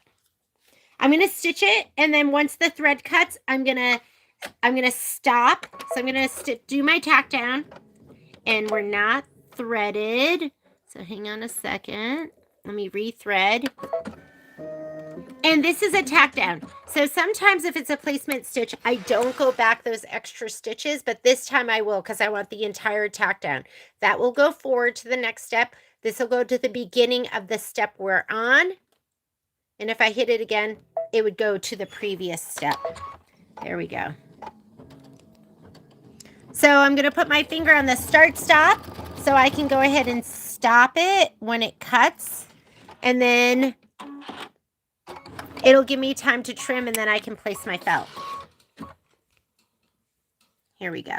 Foot up.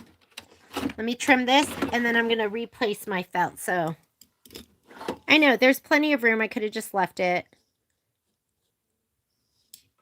But sometimes I like to do it the hard way.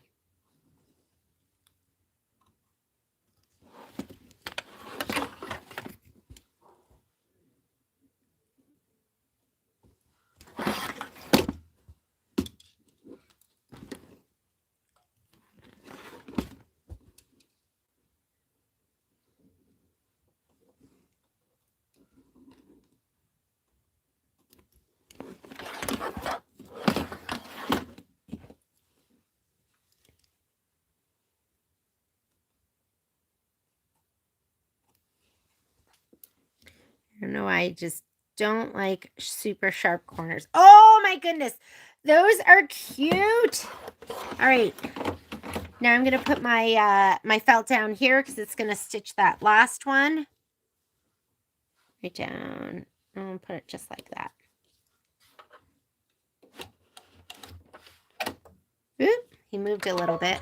I think he'll be fine though.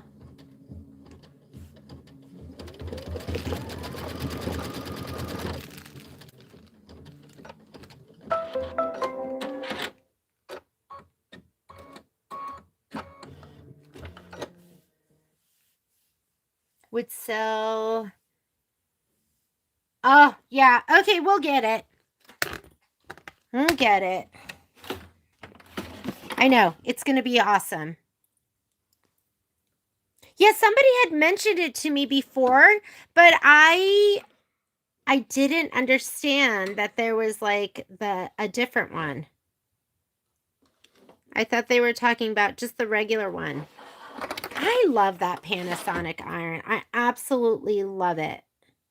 So I imagine I'm going to love the other one. I just love the cradle that it sits in. Like that cradle looks amazing. You know, and not having it just melting stuff and falling over. Like I could see that being of value, right?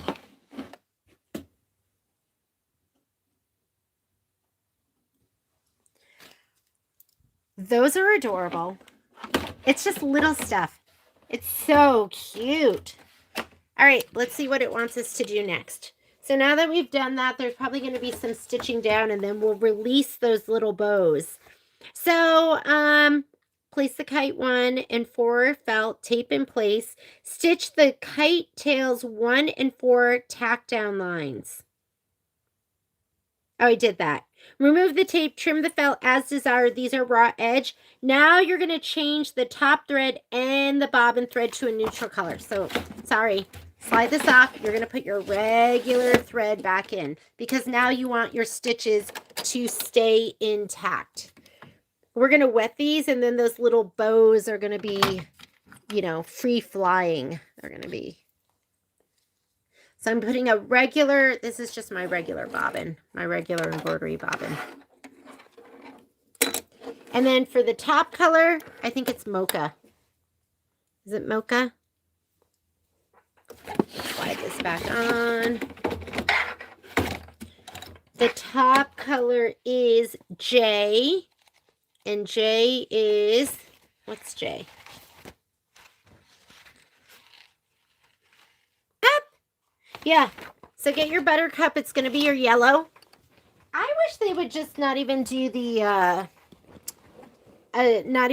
code. I like it that they're telling us the color, because before they would just do yellow, and we're not all using Glide, but a lot of us are using Glide anyways. So it'd be nice if they just put buttercup, because I have to look at the key all the time.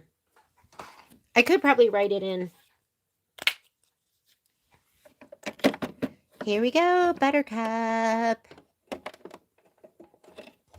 Are any of you done? I've seen people post they're done. Did you see that gal that posted the little tote bag? It was so cute. It was like a 9-patch tote bag, and she had stitched the little, whoops, sorry about that, Sippin designs. It was adorable.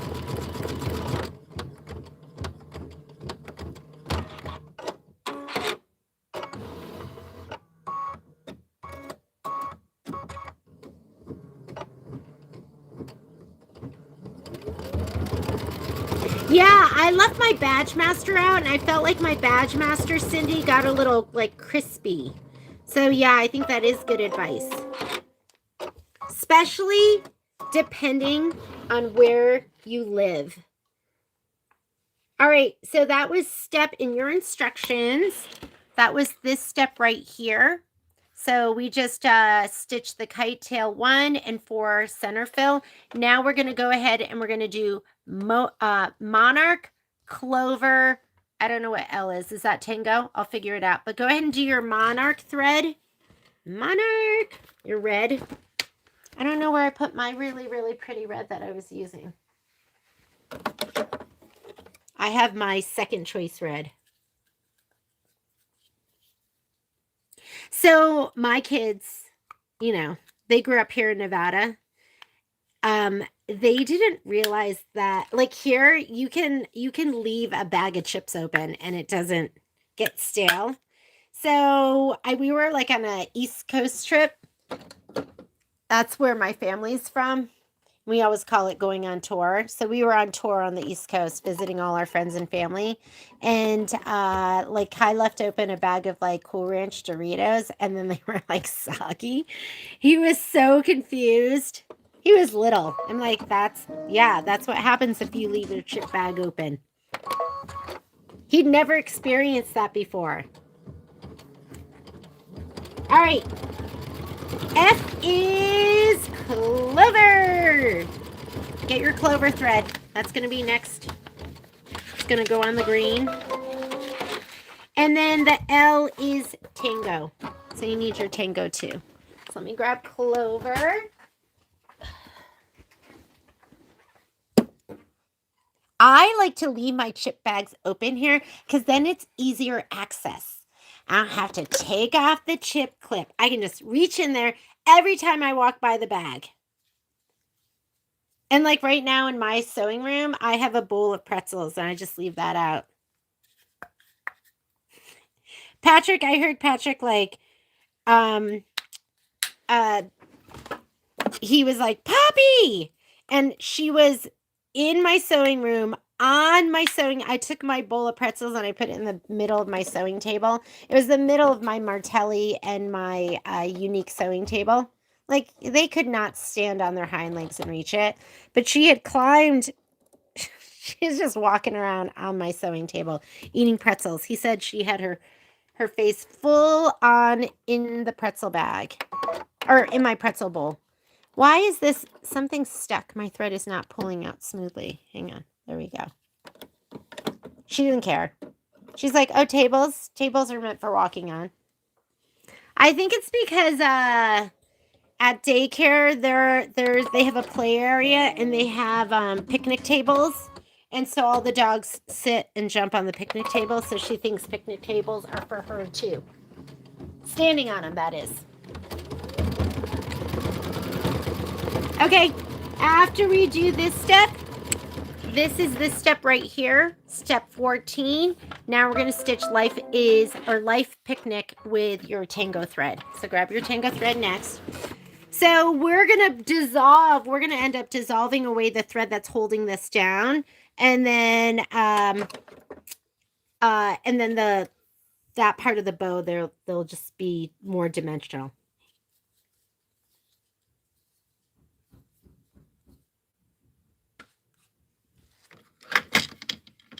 Tango.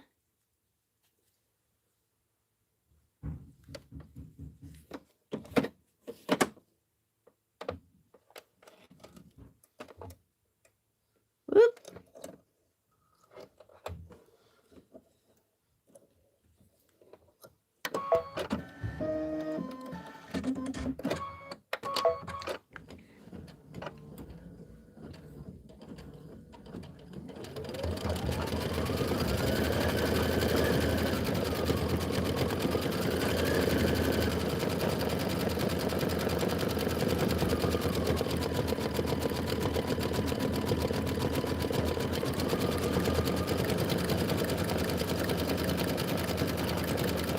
Oh, is that how you found us, Trish? This is so delightful. Oh my God, mine's a UFO.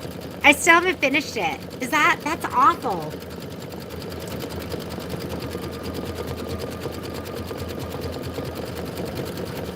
Oh, it was perfect. It was perfect timing.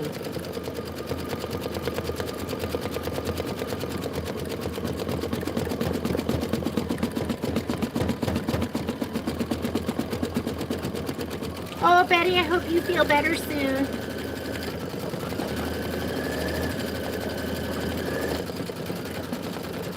Yes, Tina, I've got linen. And if you ever want a big cone, let me know. Because I don't keep them in stock, but I can order them for you.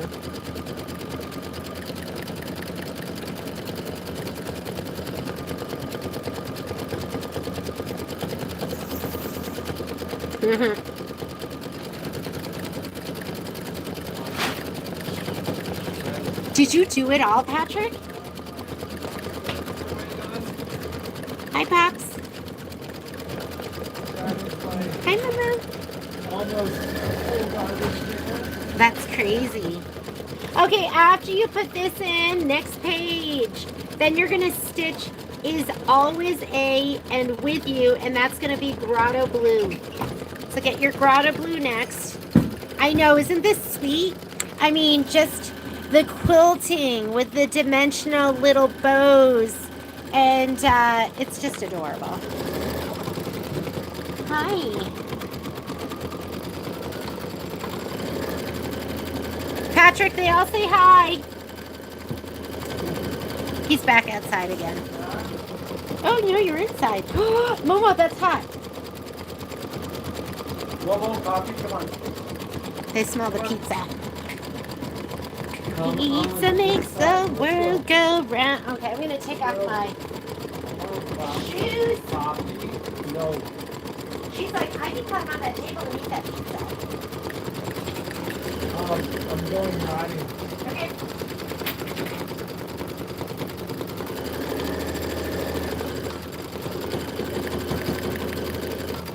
Oh, this is cute.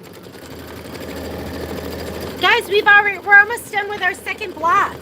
Mita, how are you doing? Can I help you? Is there anyone else? If you guys have questions, you can always ask.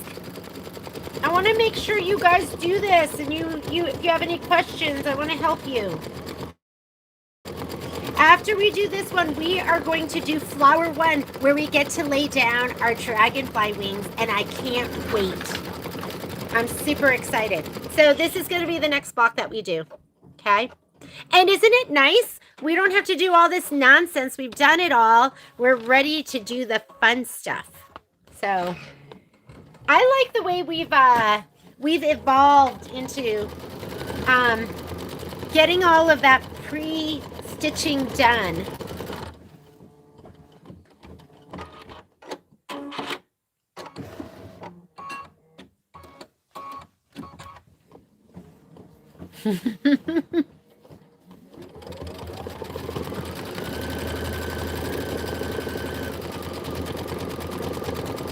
I'll let him know, Karen. I'll tell him you said that he should just calm down.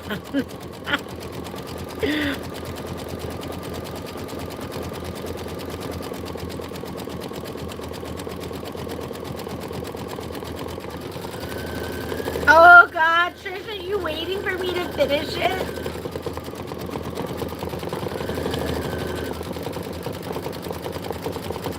I would love to take like a month and just live feed and just stitch with you guys and finish up all. It would take me at least a month, if not 2 months, to just finish everything.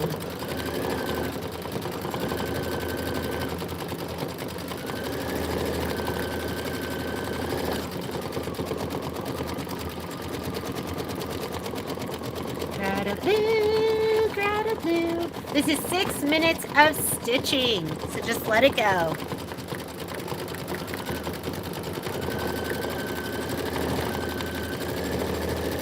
So have you had the, are they Dots pretzels? They're so addictive. And I think even better than the Dots pretzels, are the ones that, God, I can't even remember the name of them. But the gals who make them are from Carson City. And they're the ones that you get on Southwest Airlines. I love those, the Maui ones.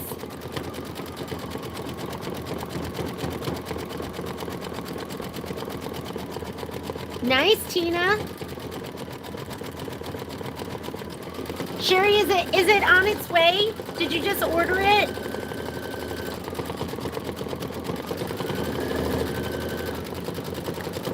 So, that's the kind of thing where I need some more flavor, Kathy. I'd need like a little dip or something.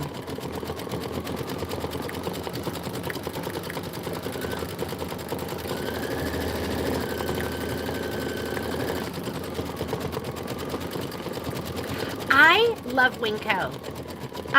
So where do you guys, I know we have Winco here in Nevada and you guys have it in California. My kids have it in Utah too. I don't know if Winco's out east at all. But when we moved to Reno, there was a Winco south of town and you could literally fill a whole shopping cart and it was like $75. Like, that was 2002 that we moved here. And I mean, food was cheap for a long, long time. And sometimes I get like a little bag of groceries and it's $75. And I think about those good old days when I would go to Winco and fill up the whole shopping cart and it was $75.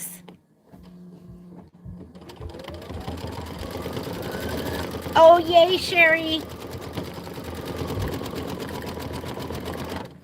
I know there's a couple of you waiting because you have thread in your order.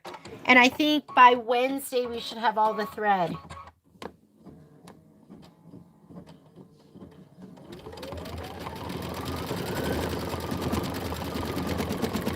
Oh, nice! Susan, that'll look great. You're gonna have to post. You guys should post on our A1 Sew Along group in Facebook. Like, that's where I see what you guys are up to.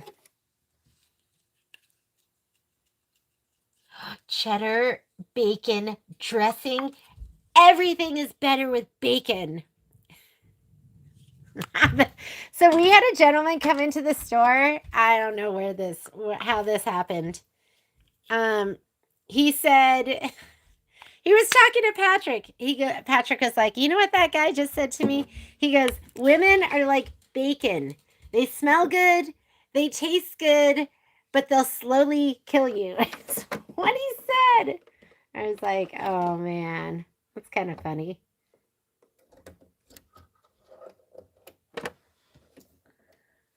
Like bacon. I love bacon. Bacon is such a treat. I almost would love just going to soccer tournaments because we would stay at like a Hyatt place, or what's the other one? I can't remember, but they would have the breakfast buffet and it would have like bacon, and I would eat so much bacon because I don't buy bacon anymore. So sad.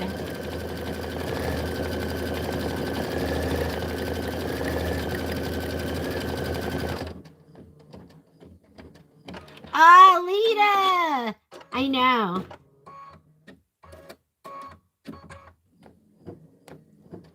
Oh, God, hot pretzels. Like from the movie theater. There's a movie theater here that you can get the big hot pretzels and just dip them in mustard. Yeah, I think they'll take a debit card, Betty. But it's like, I think that's it. I don't think they'll take a credit card. God. Renata, what were you buying there?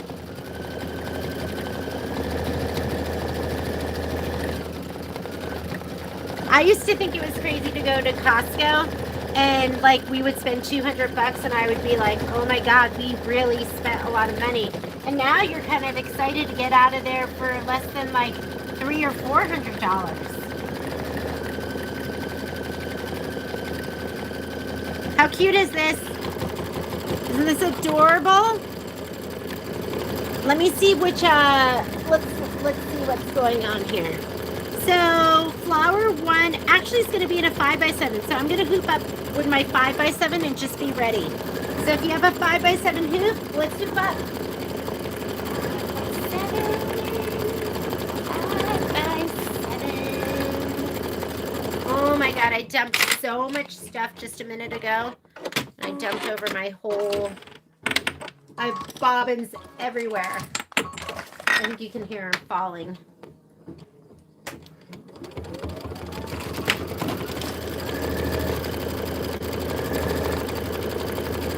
If I have a piece of muslin cut from my fiber.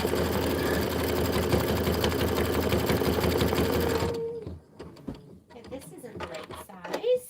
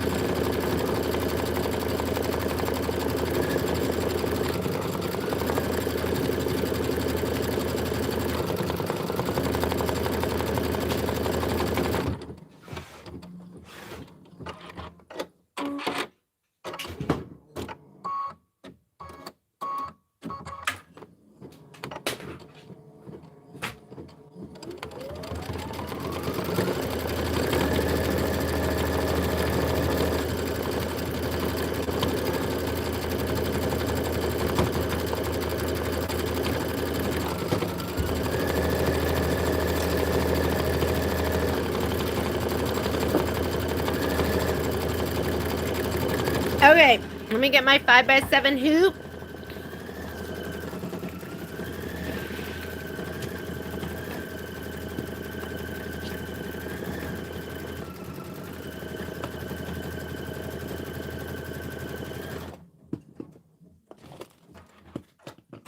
All right, I usually cut my muslin. Oh my goodness, that one is done. Is that done? Yeah, that one's totally done. I cut my muslin 9 inches by width of fabric for this. I'm going to slide this one off because I don't even know where all my magnets are. So cute, huh? That one's adorable. Love it.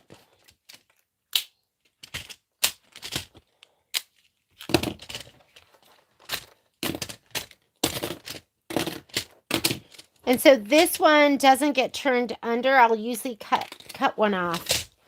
So I'm going to, from the back side, and you can see this isn't like, see how you get the eyelashing? Because this isn't like a heavy, it's not a stabilizer. It's not going to hold all of that in place. So I don't know where my regular scissors are, so I'm just going to use this. And let's cut it straight down the middle. And we'll leave one of them on. You always leave one so you can snug your embroidery all the way up. We'll press that out later. This I'm just going to kind of put to the side for now, because now we're going into our 5x7 hoop. I'm just going to fold this up, not in a pretty way for right now.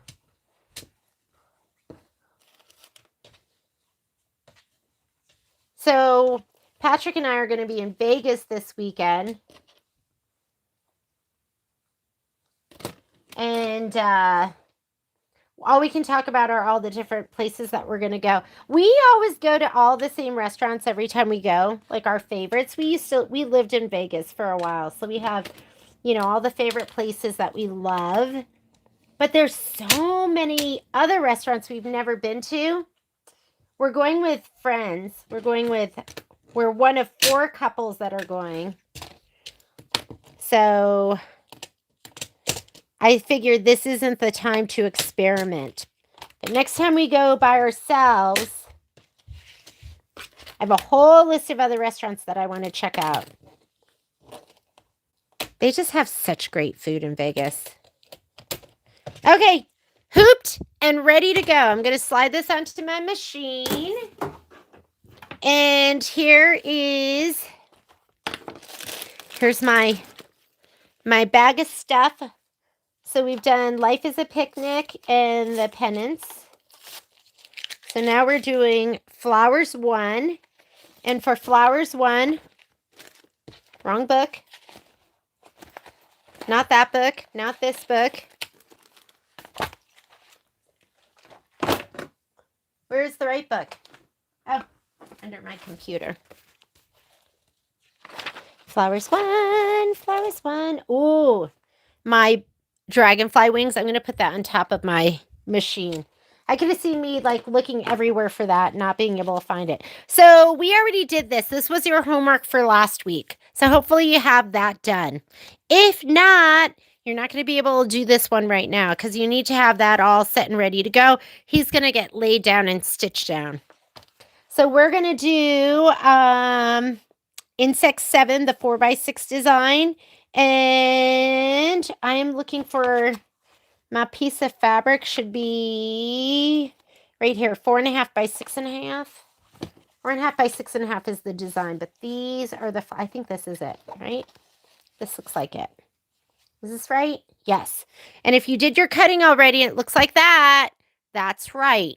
Don't throw it away. You cut it right. That's what it's supposed to look like. Okay. And then colors we need. We are going to be doing clover, aloe, tango, and linen. And grotto blue. Grotto blue's on my machine. And what's B and N? B and N. B is Mercury. I forgot to grab Mercury. So I'm using, this is Isocord 3572. Mercury is a gray, a light gray, and it's got this like almost blue hue to it. So you need B and you need N, which is hickory. So you need hickory too, okay? So there's our colors that we're going to be using. All right, to the machine. To the machine. To the machine. I haven't looked at any of your comments. Give me a second and then I will look. And I didn't even look to see what embellishments we need. So I know not that either.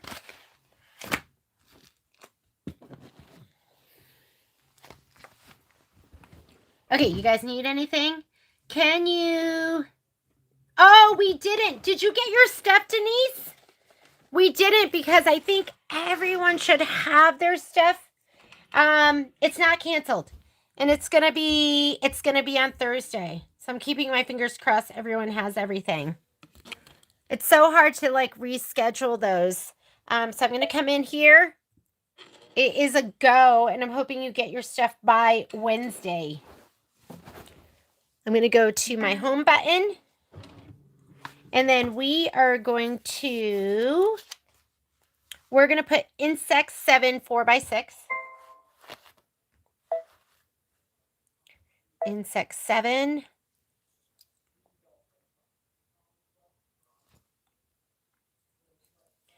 Insect 7 and the 4x6. So I think this is it. Go ahead and load it. Yeah, 4.5 by 6.5. We're going to go ahead and set that. And then we're going to add. Hit your add button. Sorry, you weren't seeing that. I'm going to go here to the pocket.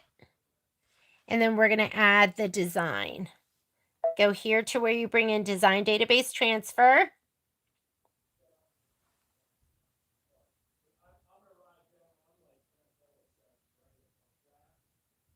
This one right here. Set it.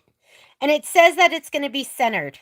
So we are good to go. I'm going to choose my hoop size. I want you to go into your settings button. Your settings button that's at the top. And I'm going to choose my set 5x7. But you can use whatever hoop you want.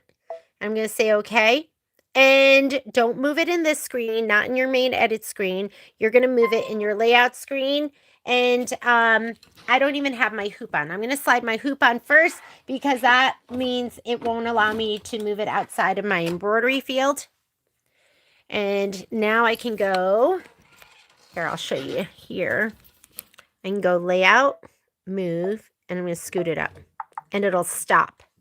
All right, and I always scoot it up. I mean, it only saves me like 3/4 of an inch or something like that, but you might as well. And this is the button that you're going to use to go forward and backward stitches. And first thing we're going to do is do our placement stitch for our batting. Placement for your batting.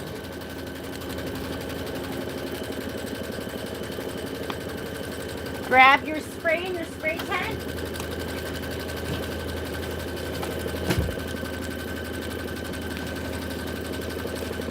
I'm going to heat my iron up again because we are going to be doing some applique. And I did steam a seam on my pieces. This is my dime spray tent. So this is what I use so the spray doesn't get all over my room. And then this is my spray of choice. It's KK100, the economy line. I've never felt like I was missing out by not having, well, I've never used the premium line. So maybe I am missing out. But I've always been good with the economy line. It always seems to work great. And the other spray is like double the cost. It's like $30 a can. And I just can't even imagine spending that kind of money. I go through probably like 2 cans a year. Maybe more. Don't go crazy with your spray. Just enough is enough. All right, here we go. I'm going to lay this down first. Just center it to that placement line. Make sure there's no dark threads because those will show through. I can see a couple little pink ones.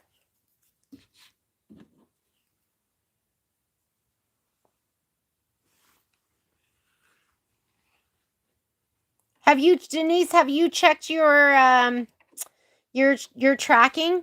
Is it look like it's going to be there Wednesday? Okay, next thing we're going to do is we're going to skip some steps. So this is going to be the tack down for the batting, and then you're supposed to trim, but we already cut ours to size. This is your placement for your background. We already laid ours down, so we don't need that. And this is going to be the tack down for the background. And again, don't use white. Use a color that you can see because you're going to fussy cut to that, to this tack down line.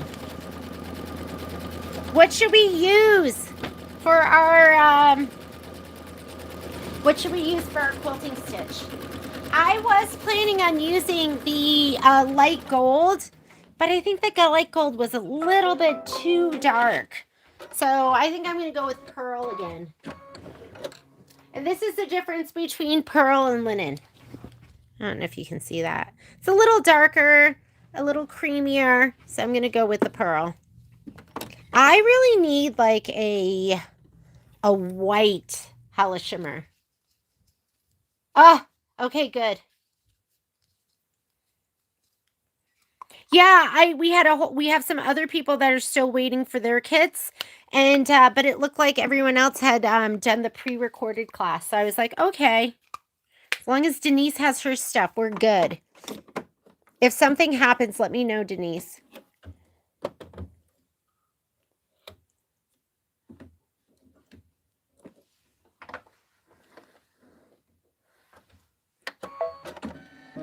A white would be beautiful.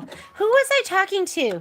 I can't even remember. And they told me that they use a different silky white and that it's this glitter white and that it's amazing. Because I ordered some to try it out. And I'll let you know if it's amazing. And then if it is, we'll all use it. Okay, we're going to go ahead and do the quilting. After we do the quilting, we're going to stitch the stem and leaf fill, which is going to be in the clover.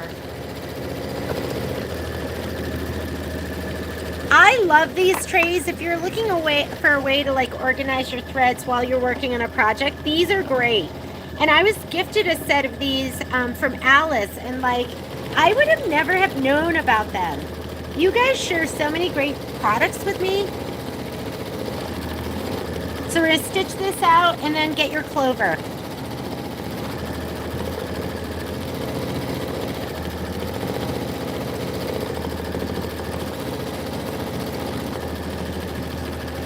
Have I tried Giada? I love Giada. Where's her restaurant, Kathy? Most of the places we go to are off strip. And we do spend a ton of time in Chinatown, but Chinatown has like so many good restaurants. And not just, they're not just, we'll go to the Korean restaurant, the Thai restaurant. We'll go, Mediterranean Cafe is one of our favorite restaurants that we always go to too. We used to have a favorite Italian restaurant out in Summerlin, but I think it closed.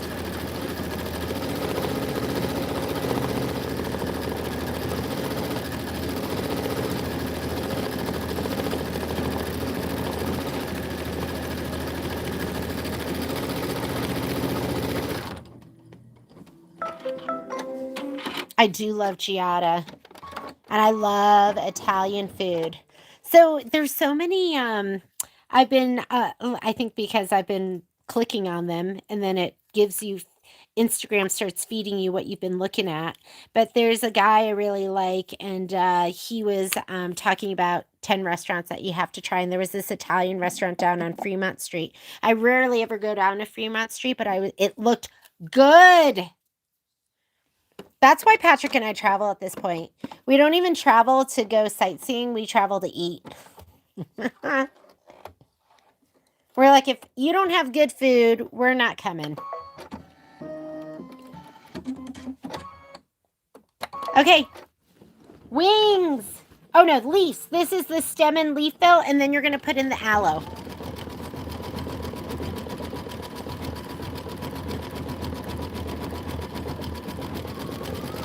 We're going to go see O. So I saw O when it first came out. So I don't think I've seen O for, I mean, what is that, like 25 years? And, but we're going with friends that have never seen a Cirque show. So I think that should be really, really fun. So we're going to go see O. And I don't know. I'm planning on sleeping late. I want to turn the AC. I want to make it really cold. I want to pull the blind shut, and I just want to wake up when I wake up. That's one of the plans.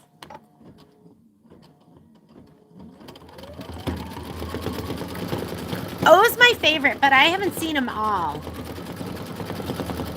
I think there might be, I mean, there was one I saw at the Wynn, and it was so not memorable. Isn't that sad?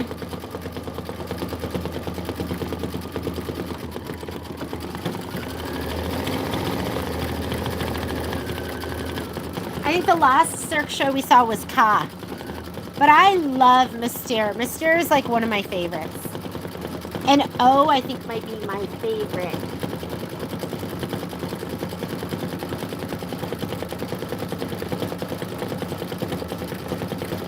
You know what I haven't seen? I haven't seen the, are they even doing it anymore now that the Mirage is closed? But are the Beatles show? I never saw that one.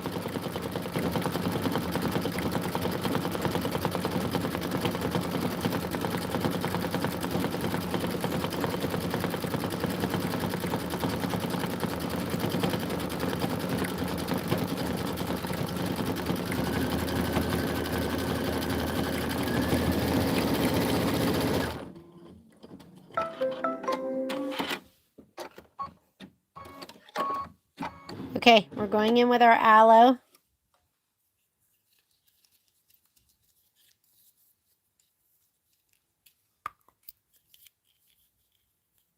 Aloe. You're so beautiful. This is like one of my favorite greens. As you can see, it's well loved.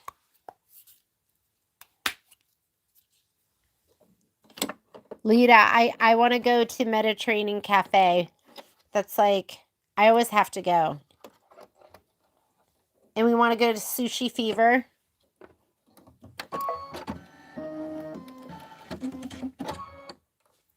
And then Ichiza.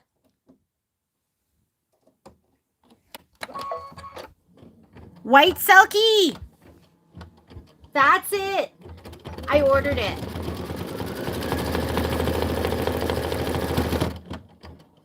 Susan, if it's worth it, I'm using it, right? If it's gonna look that good, then we're gonna just suffer through and use it. Okay, put in your tango. Tango's gonna be our placement line, so do your placement line first. And then get your piece of fabric. You should have your 2 pieces of applique fabric. If you are doing tack down and trim, just get going. Do your placement stitch, put your fabric down, do your tack down and trim. If you've already pre-cut and done your scan and cut, make sure your iron is hot. We are going to fuse.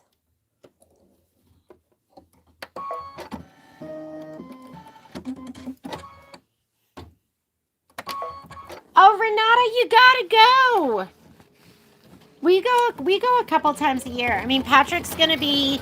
They're all bringing their mountain bikes and their rock climbing gear and all of that stuff. I told him I'm gonna sit at the pool if it's nice enough. Last time I brought some. I have some paper. I have some piecing that I could bring with me. Some granny squares. Here we go. There's our first placement line. I'm going to iron right here. Let me grab my piece. Should fit perfectly. And let's fuse.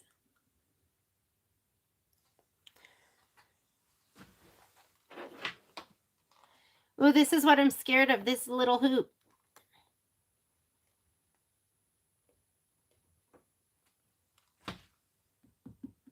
Perfect. Next one. Move your mat.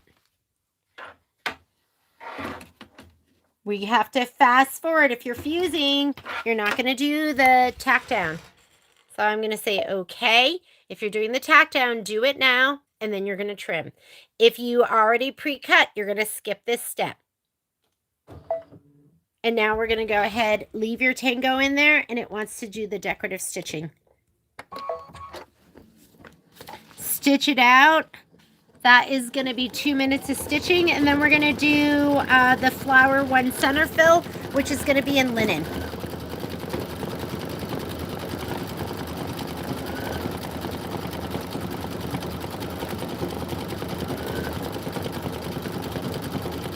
I would take a thumbs up. Thumbs up, please. The initial stitch, the big square around the whole project. Okay, the initial stitch, you do that right on the muslin. And then you're going to lay down your, you'll do it right on the muslin. Then you're going to lay down the batting. And then you're going to center your background fabric and you're going to lay that down. And then you're going to skip steps 2 and 3 and you'll do step 4, which is the tack down. And then the quilting stitch.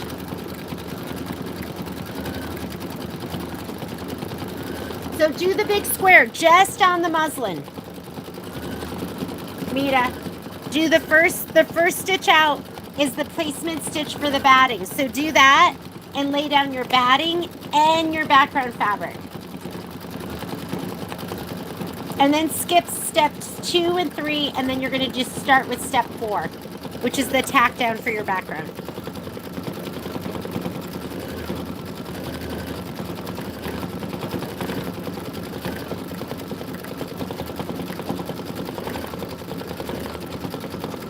Who's done? Did somebody say? Oh, already done. I thought somebody was saying they were done with Sippin on Sunshine. I was like, wow.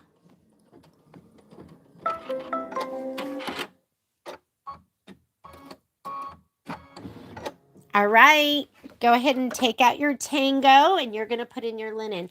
And Mita, I can just skipped it. Life is.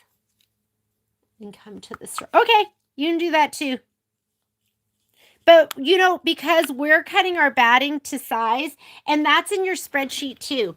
So if you're not sure what size to cut your batting to, if you want to pre-cut, I make a little chart right here. And that has it's a little spreadsheet, and those are the sizes of batting that you're going to cut beforehand, and then you're done. And then if you're not sure what size batting to put down, it really is, I don't know where my other pages are, but if, for instance, this one right here, if the design is 4.5 by 6.5, you're cutting your batting 4 by 6. Whatever size the design is, that's the size that you're cutting your batting. All right, put in your linen. Linen. Say all the steps are going to be the same, Mita. We're going to do step 1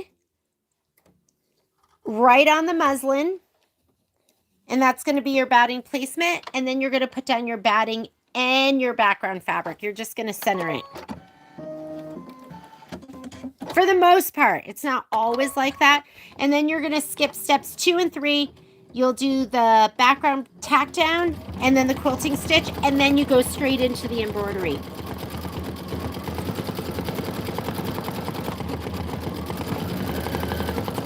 All right, so here's the center of the flower. Then we're going to do the placement stitch for next. After that, we're going to do the placement stitch. We're going to skip this if you've cut it to size, and then we'll do, whoop, something doesn't sound right. Did you guys hear that? So I'm going to cut it. My mama ears tell me something doesn't sound right. I'm going to check my bobbin, because anytime you get to like the end of the bobbin, sometimes it crosses over itself. I'm going to check it. Yeah. Do you see that? I can't even pull it. It's super, super tight. So I don't know. Sometimes at the very end, it crosses over itself.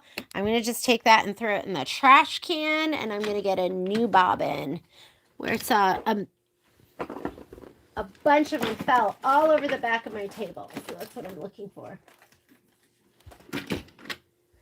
If it doesn't sound right, investigate. This looks like one of those nifty Notion ones. I'm going to try that. I have the dime ones too.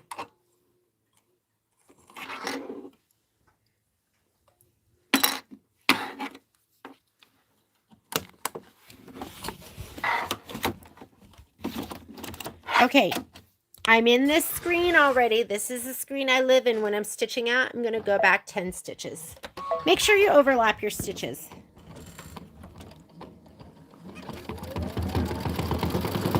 Oh, that sounds way better.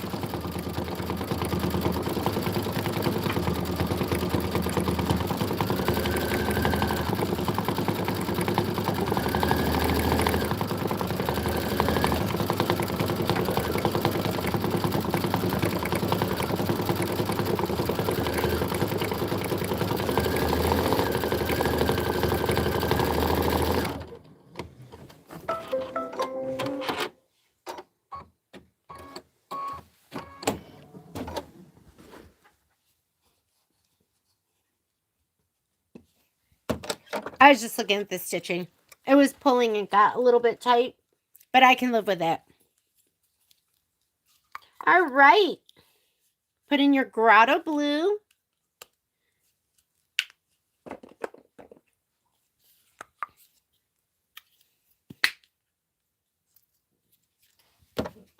I'm going to stitch up all 3 flower blocks, and then I will do the pinwheels for homework, and I will film them. I will also trim all of my blocks as well. I should be trimming while this is stitching, right? But after all these years, I'm still mesmerized by this stitching, and I still sit and watch.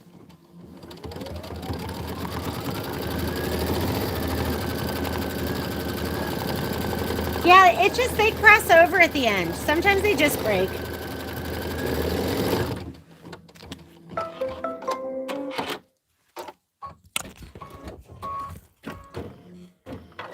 Okay, I'm going to slide this down. I'm going to get my thin mat, or you can slide it off totally and just make sure you're not, where's my blue flower? Here we go. Make sure you're not melting anything. Let's see if this fits every direction. No, it does not. So you're going to have to turn it until you find the right fit. Nope. Nope. Oh, that looks all right. Okay, that one, that was the one.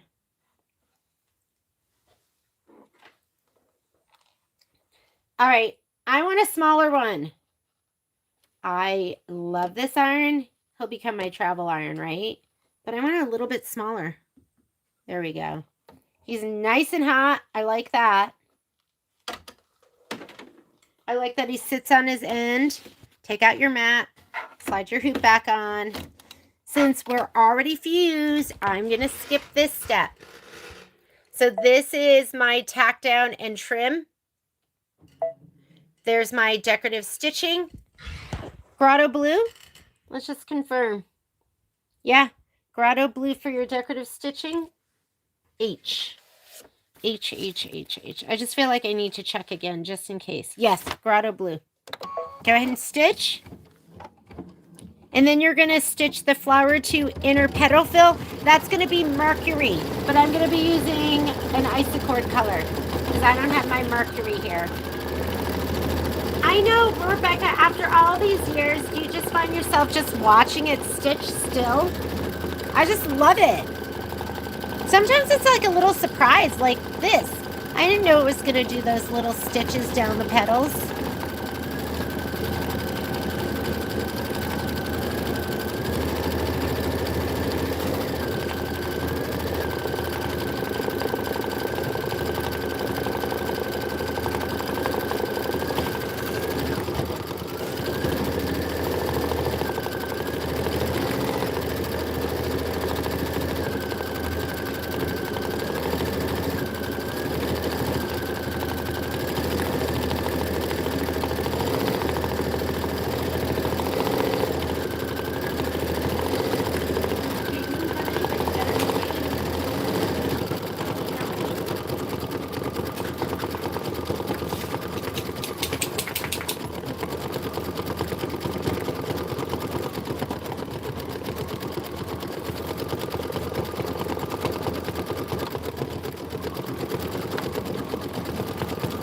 I feel like this is when your scan and cut really shines, when your pieces are that perfect size to just fit right inside of your placement line, and everything looks perfect.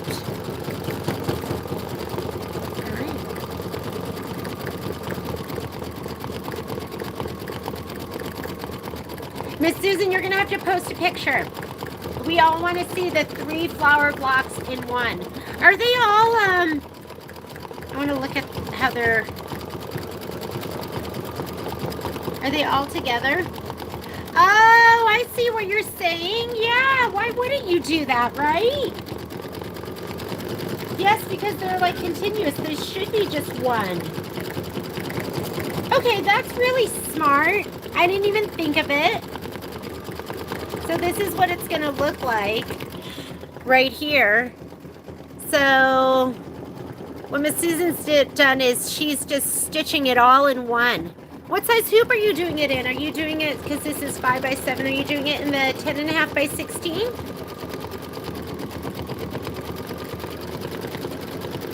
How often do you change your needle? Okay, so, I mean, we've been taught that you should, that there's two different answers. So how often do I change my needle? Or how often should you change your needle? There's no room here for you. You can't come up here. Both the dogs are trying to climb onto the ottoman.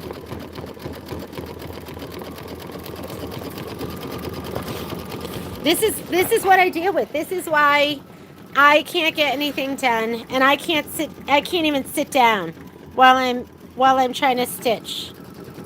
Yes, you're a good girl. That's Poppy. That's Miss Poppy, and that's Mr. Moma. Okay, so the rule of thumb is you should be changing your needle every 8 hours. But honestly, I don't keep track of my hours. I'm the worst. I think it's really smart. Like, Michelle changes her needle. She said she does a spa day once a month. And then on my 10 needle, I'm really good. I do change out my needles every like 40 to 50 hours. On this, I just keep using my needles. Unless it breaks or it doesn't sound good or something. I'm reactive. I'm a reactive stitcher. And if it doesn't sound good, if it's like thunky or something's not right, then I start eliminating what it could be. Like, is it my thread? Is it my needle? Is it my bobbin? That's probably the wrong answer. Every 8 hours. Oh, yes. You're a good girl. Okay, Mommy, give you a treat. Come on. Oh, we gotta change our thread first. Let's change our thread. What color's next? I can't wait to put that Dragonfly on there, right? You know what they should do, Susan? They should make it so, we want everyone to be able to play. So they should make it so you could do the flowers in 3 different hoopings. Or they should make it, if you have the big hoop, that you can do it in 1 hooping. And you don't have to piece it all together. All right, we're going to put in hickory. So get your hickory thread. I'm coming, Pops. Let me change this first. Well, I guess I'm standing from now on. Hope you're comfy, Momo. I love hickory. It is like the darkest brown. I know it looks black, but it is the darkest brown. I'm coming, Pops. I couldn't leave them out. They were banging my door. I can't say no to them. Right? Okay, so you're going to stitch the flower to center detail, and then you're going to stitch the dragonfly wings placement area, and we're going to put down your dragonfly wings.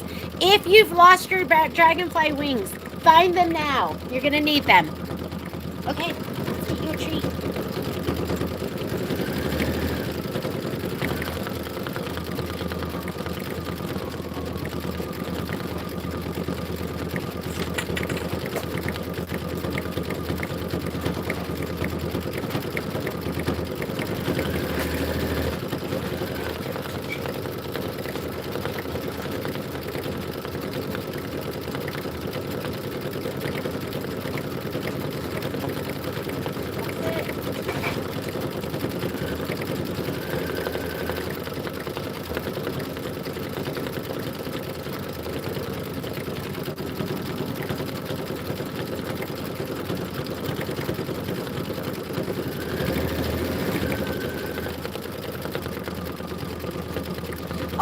Able to fit all 3 in the 9.5 by 14. That's amazing. That's great.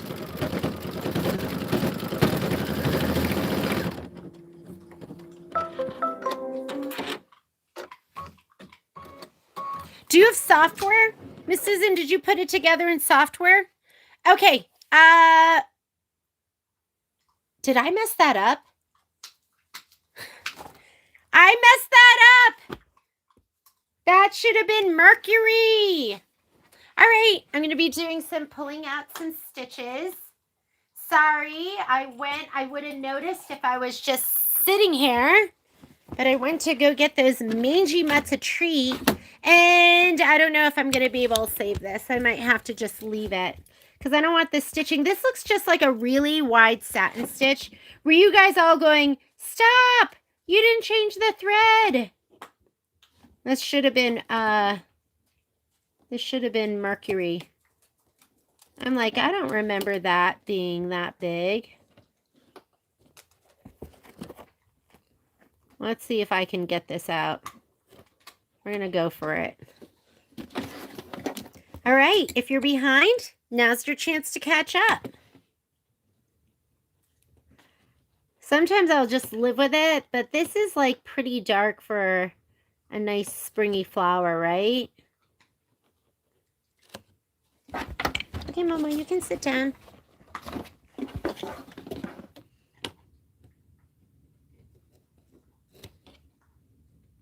I'm sure you guys were watching and going, no!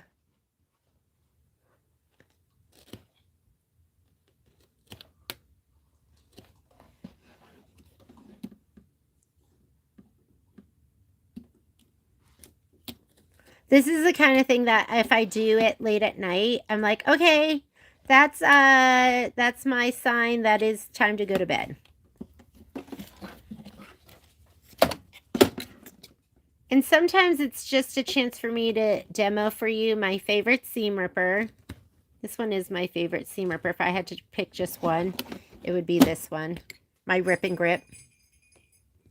Well, that's not necessarily totally true because sometimes I like my Kai seam ripper. Sometimes I like my electric seam ripper. I'm just going to push it up a little bit with my finger.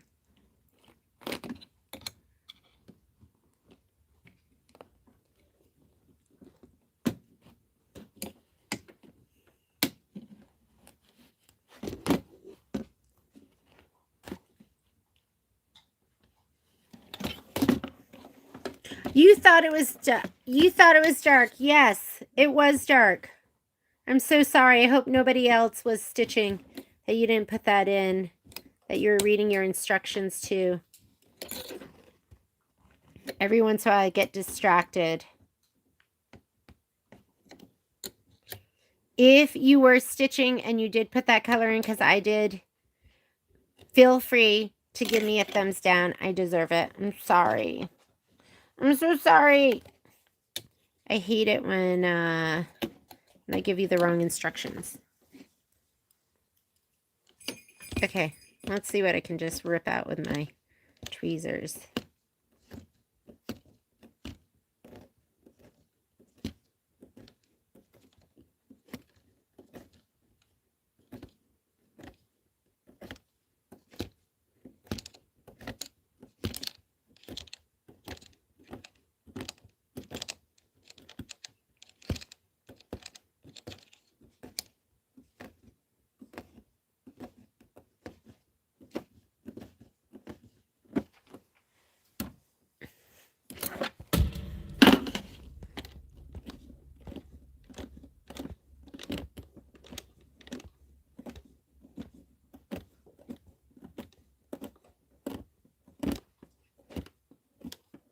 Sometimes it's just easier to pull the threads up than try to get under every single stitch.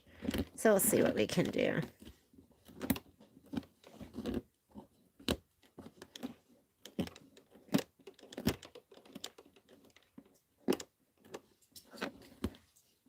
And if this was like a different type of stitch, I might not have even tried. Maybe I would just stitch over it.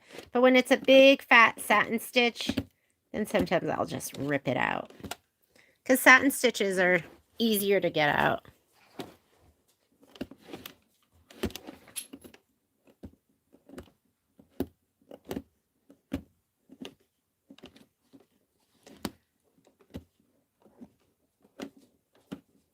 That wasn't that bad, right?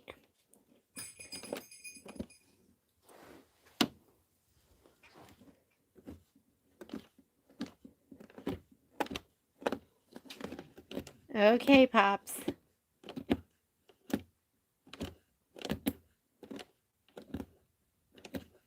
I watched this video today. I am such an animal lover, but it was on the Dodo.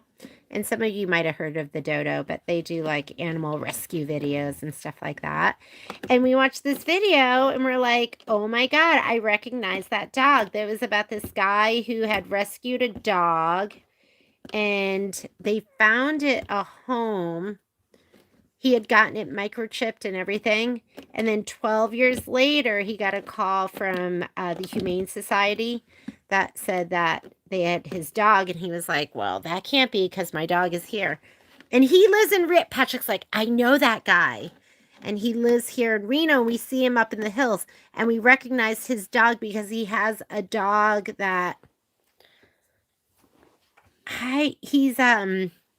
I don't know if he's like disfigured, but his face is, maybe he's not. Maybe he's just, he looks like he's got a pug face on like a big lab body. He looks really funny, but he's super cute and we see them on walks. So, I don't know why I'm telling you that story. Just trying to take your mind off of the fact that we're not stitching because I'm ripping out stitches. Let me just get, let me get just the base of this. I do want to get this out too.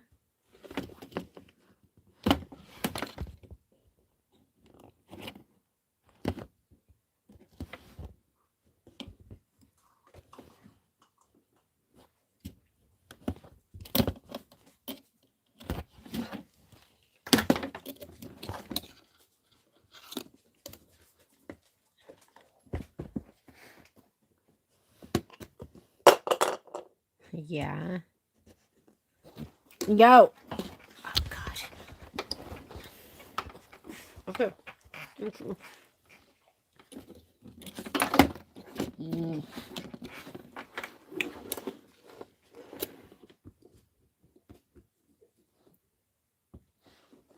Oh, okay. Hang on. Whoop. Come on. I'm going to let you out. Let's go.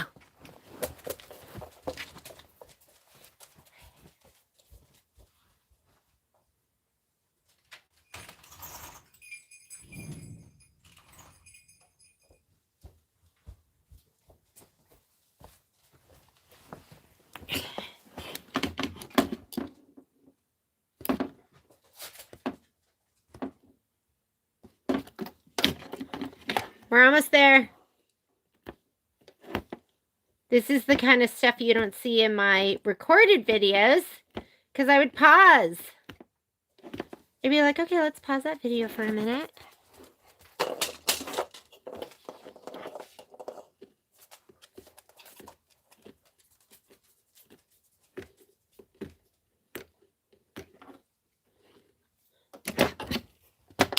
You almost done? Let's see.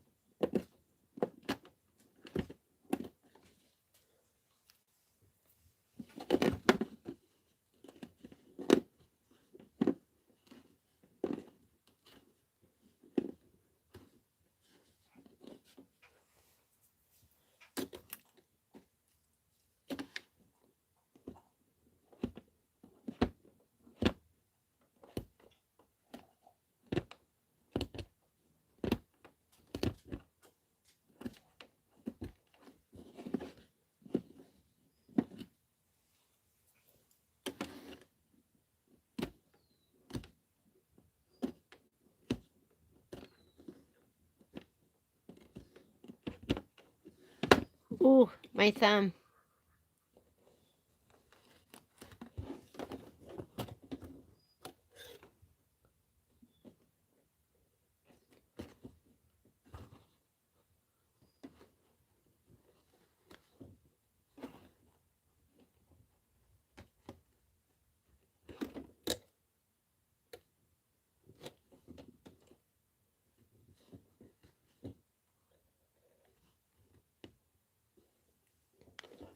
Good time for a bathroom break. Go get yourself a little snacky poo.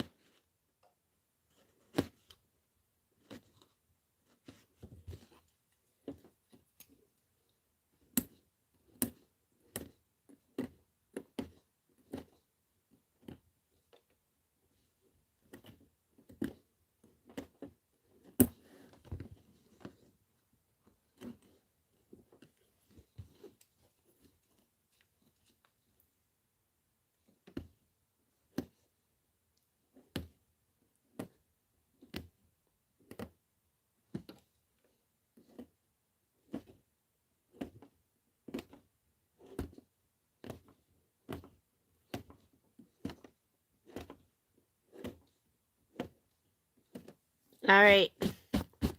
That might be almost as good as it gets, and I might just count on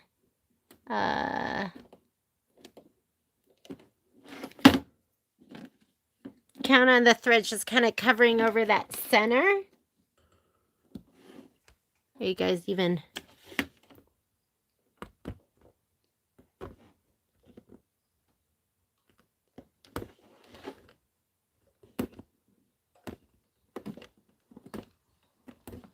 All right. Not bad. That wasn't too bad. I just couldn't go. I couldn't leave it. I just couldn't do it.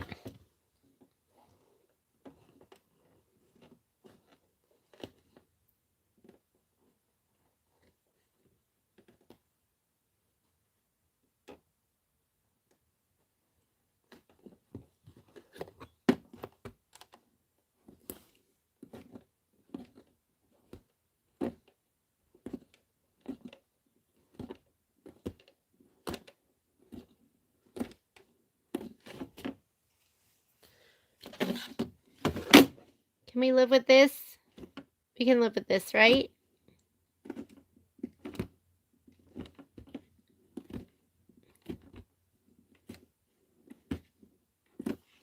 All right.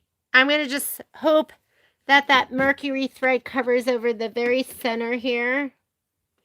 I know my head's been hitting the filming arm this whole time. So you've probably been watching it rocking.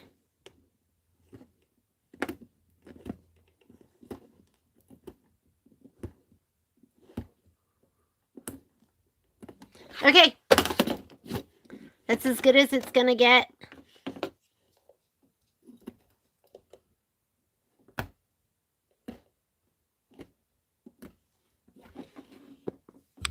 All right. Onward and upward. Sorry for that 15-minute mistake. I'm grabbing out my hickory. It'll still look good. I don't want to keep you guys waiting anymore. So, Susan, I don't know how to use software. I know. I'm going back. I'm putting in my, for you, it's going to be mercury. So put in your mercury thread.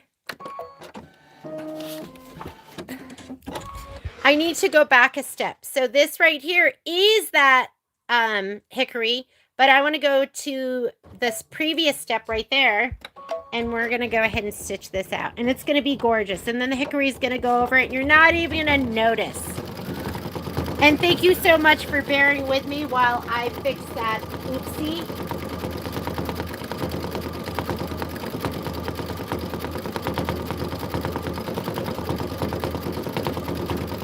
Oh my God, Susan, you're so strong. I can't say no. I could not leave them out in the other room. So then I just suffer. Penny, I'm glad you think it was therapeutic.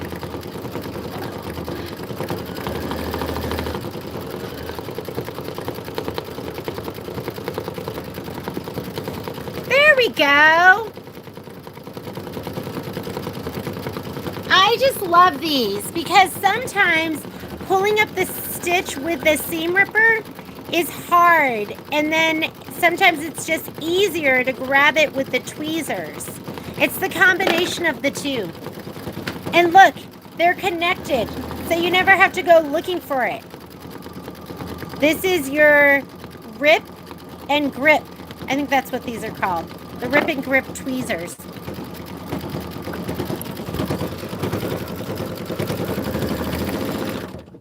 I can't say no to the dogs. I don't know if my life is better with the dogs. I think it's worse because I don't like going to bed, but those dogs are up at 6 o'clock every morning. And when they're up, you're up. Okay, now this goes in. Now it's going to do the little starburst in the center. And, like last night I kept going, I should go to bed right now. But I was having too much fun looking at food that I want to eat in Vegas. And I was having too much fun looking at sewing techniques. This is what I was doing until like 1:30. And I kept going, oh my God, I got to go to bed because those dogs are going to be up and they don't care what time I go to bed.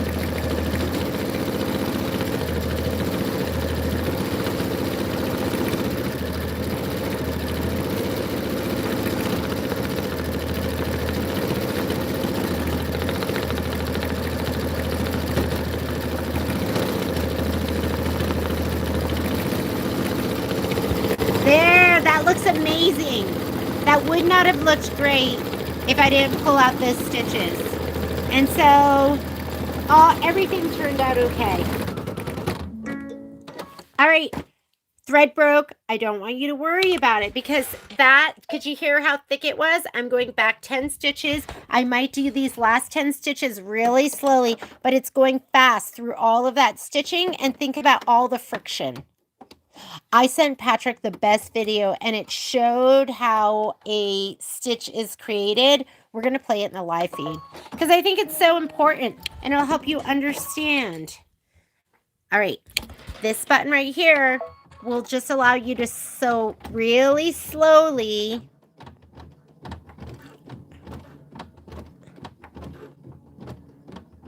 Until I take my finger off of it.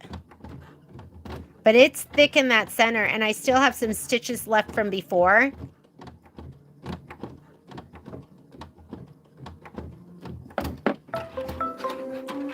All right. Amazing! It was worth it. I definitely had to pull those out. Okay, next step. Next step, it wants to do a place. Oh, I was supposed to leave that in there. Let me put my hickory back in. It's going to do the placement line for the Dragonfly, and it wants you to do it in the hickory. So let me rethread because I jumped the gun. We still have 2 more flower blocks to do. All right, placement stitch. And then you're going to get your wings, and it wants you to have some wash away topping too. I have a piece of wash away topping that's just sitting here. Here it is. All right. Place the Dragonfly wings stitched in part A on the placement area. Tape in place. Place wash away topping over the wings. Tape in place. Stitch the Dragonfly wings tack down. And stitch the Dragonfly body fill. All right, so we just did now we're going to do the tack down. Let's make sure we put these down right. Do they go like that, or do they go the other way? They go like this. So see how that has a deeper point in? This one's a little more shallow. And then you have to find the right side. So I want you to flip it. Like if you look at it, this is the wrong side. This is the right side. The prettier side's the right side. So we're going to put this down first. Guess what? I'm going to do my tack down without the, I'm going to hold it down. And I'm just going to do my tack down without the wash away. But for the next step, I'm just holding this down. I'm going to put the wash away on top of it.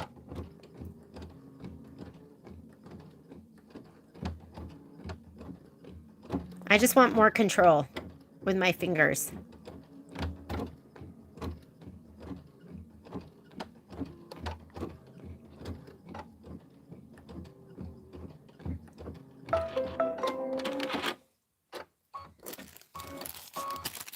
Okay, now I'm going to put this down. But for me, that was like easier just to have it like that. You want to put the wash away down so the foot doesn't get caught when it's going in all its different directions. Here we go. How are you guys doing?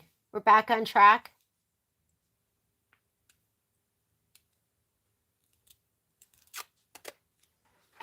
You know what? Patrick is more of an early bird too. So he'll take the dogs. But then this morning he's like, can I come back in? He wanted to come back in the room. He's like, can I come back in the room to and watch TV? And then I rolled over and I looked because I wanted to see if the coffee was there.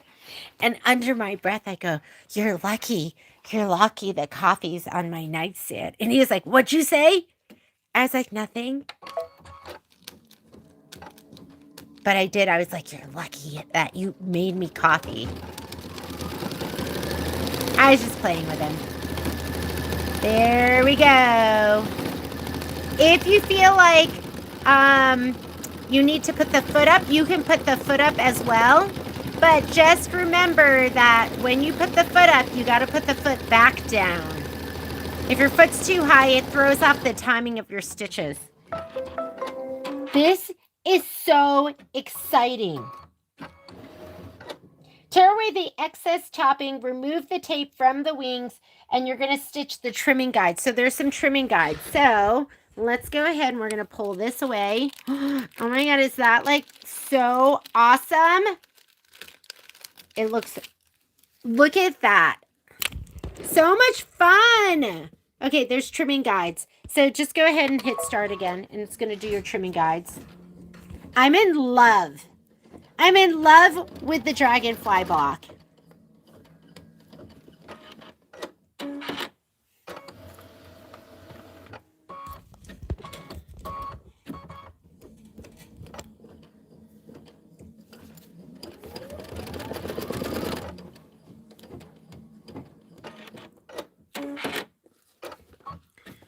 It's gorgeous. I love this block. How much fun is he? Like, look, so cute. Okay, let's hoop up. Next block. What's next? Next.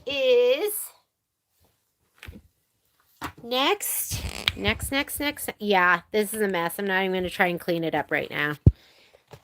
We'll survive. Flower 2.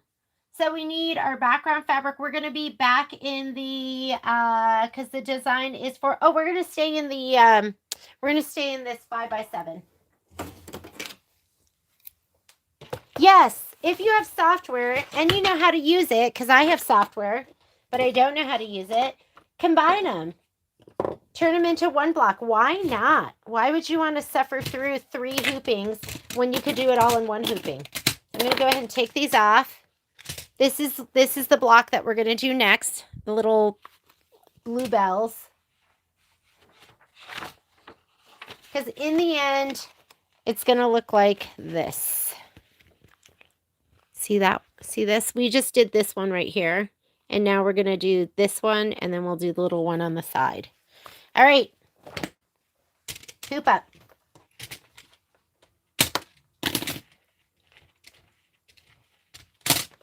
I left my door open for the dogs. Let me shut that.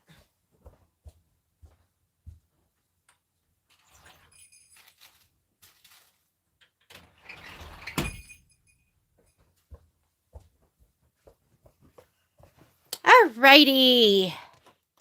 You probably can't see because this huge pile of messiness.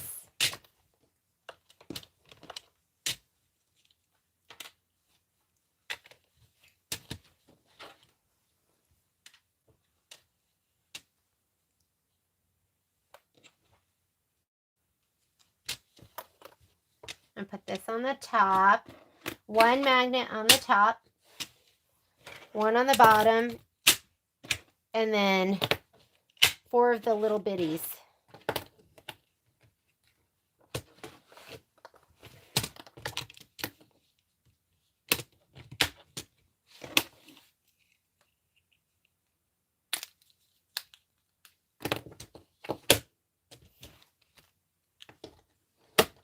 Okay, here we go. We're hooped up and ready to go. I like to hoop where you can see a little bit of the fabric from the last one, because remember, this is a 5x7 hoop, but there's about half an inch of no-sew on either side and probably like an inch on the smaller hoops and like an inch and a half on the bigger hoops. So I'm going to slide this onto the machine and we are going to load up for the next one.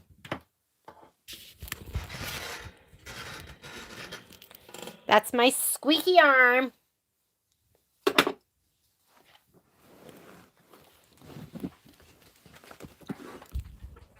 Here we go. Say okay. I'm going to go home, and going home is going to give me a clear screen. And yes, we're okay with that. Okay, go to embroidery. I'm going to go to the pocket, and I'm going to go right here to design database transfer. And this time it wants us to put in Insects 7 4x6 design. That's going to be the same one that we just did. I don't know why I have it loaded twice. Maybe they're different sizes. 4x6. Go ahead and set it. And I'm going to go and add, because we're going to add. Don't move your design until we've added both designs and we go into our layout screen or your second edit screen, depending on what machine you have. So we're going to load in the bluebells. This one is your flowers 2. And let's find bluebells. And then I will throw these away as we go. The ones we've done, I'll go ahead and I'll just delete them. And we're good. It says to center your design, so we're going to leave it just the way it is. Touch embroidery. And this is where you're going to move your design. Go layout, your move keys. Or it might say edit and just bump it all the way up. Oh, wait. Hang on. I hit this one by accident. This is your center button, so you can recenter it. And now I'm all the way up. We're going to say okay, and let's get stitching. First thing we're going to do is we are going to do our placement stitch for our batting. So Mita, these are the steps for all of the ones that are block by block. Placement stitch for your batting. That's the first thing you're going to do. Let's grab our fabric.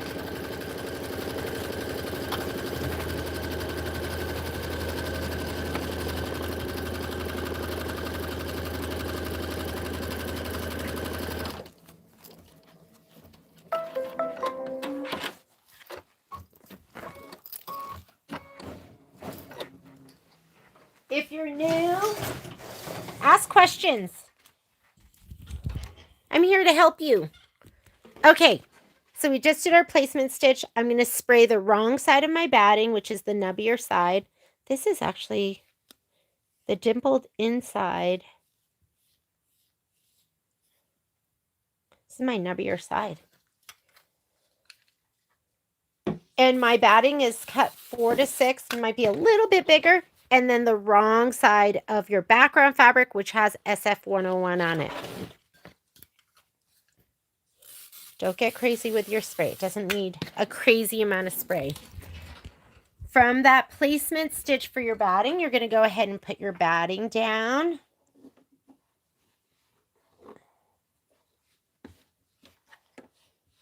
And then you're going to lay down your fabric. Be mindful of your SF101 if you don't have it from edge to edge.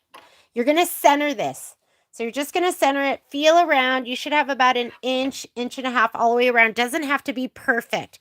Like this looks like an inch and a half and this looks like an inch down here. That's totally fine because you're going to do the tack down and that's where you're going to trim. So most of this is just going to get trimmed off. All right. Make sure it's a color you can see because you're going to fussy cut to it. So don't do white. And then we're going to skip the next 2 steps. So we just did step 1. That's the blue. That's the placement line. We're going to skip the tack down. And then we're going to skip the placement for the background because we already laid it down. And then we will do that gold right there, which is the tack down for your background. I didn't go into this button right here, but this is where we go forward and backward stitches. So this is the tack down for the batting and the trim. Skip it. This is the placement stitch for your background. We already laid ours down, so you're going to skip it. You're going to do this 4 out of 13 steps. You're going to do step 4, tack down for your background. So you're doing step 1. You're skipping 2 and 3, and then you're doing step 4, which is tack down for your background, and then we get into the embroidery. Now you're going to do your quilting stitch. And I've just been doing pearl. Pearl looks so good. The plan had been to use my Hala shimmer, but I'm worried that it would be too bright. If there wasn't quite as much detail in the quilting, I think I would be using the Hala shimmer. But I don't want it to be distracting. Back on track. I'm putting in pearl. It calls for linen. So if you don't have pearl, use linen. That's what it's supposed to have. I like pearl because it's just like one shade darker. So it makes it stand out a little bit more without being obnoxious. And I think these are all just stitches. Let me look at my instructions. So now it's doing the quilting stitch, and it says after quilting, go to the embroidery instructions, and here are the embroidery instructions. So grotto blue, linen, clover, clover, aloe, aloe, aloe, aloe. Oh, we need specialty material. So we need your micro velvet grass. Wrong sides of the background fabric. It doesn't say anything about backing that. If it was the cotton velveteen, I would say you best back that because that stuff is going to shred and cause you so much grief. But the micro velvets don't shred at all. So I think you're good just putting it down. So find your micro velvet out of your embellishment kit. Micro velvet. And the ones that we've used already, put them back in your embellishment kit so you know where to find them. You can trim off any parts that are like you're never going to use. Like, look at that. I'm cutting that off and putting in the trash can. Which I know amazes you because you know I'm a hoarder.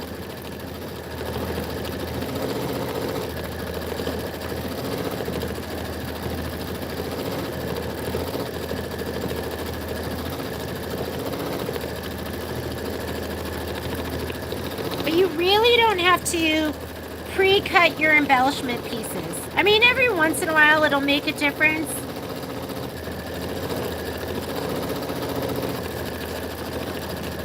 And this is all we used so far. We just used a little bit off of here, this top corner, and that little piece right there. So I'm going to go ahead and put that back in my embellishment kit, and I'm going to find my micro velvet.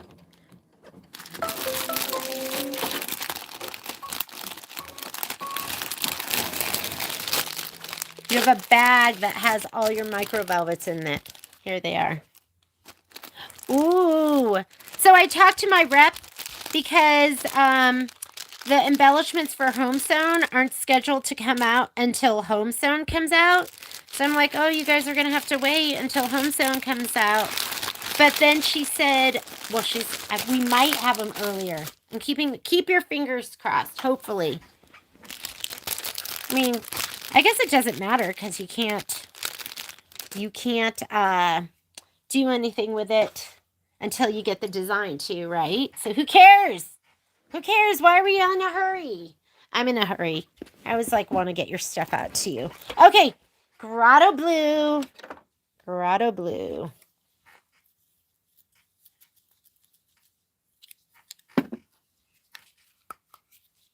I have the best Kimberbell rep.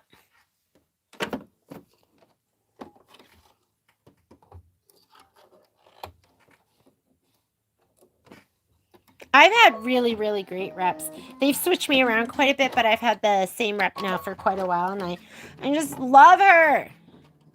Okay, here we go. You're going to stitch the flower spill, and then we're going to put in linen. Linen is next after this.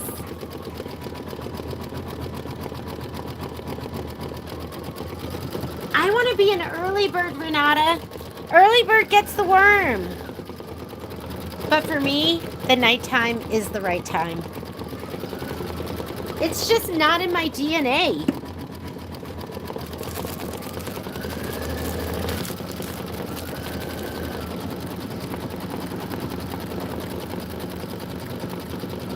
What time is it? So it is it 4:15? It's 4:15. This one shouldn't take that long to stitch. It's a 16-minute stitch out. It's going to take a little bit longer just because we have a little bit of applique to do.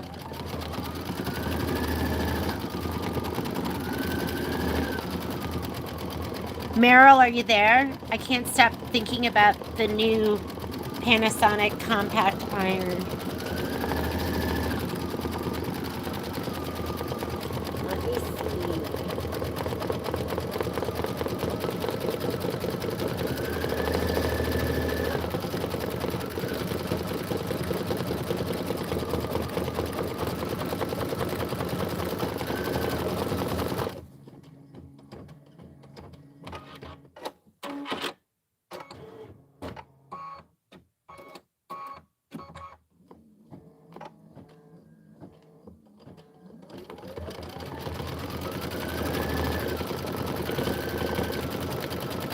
I'm going to say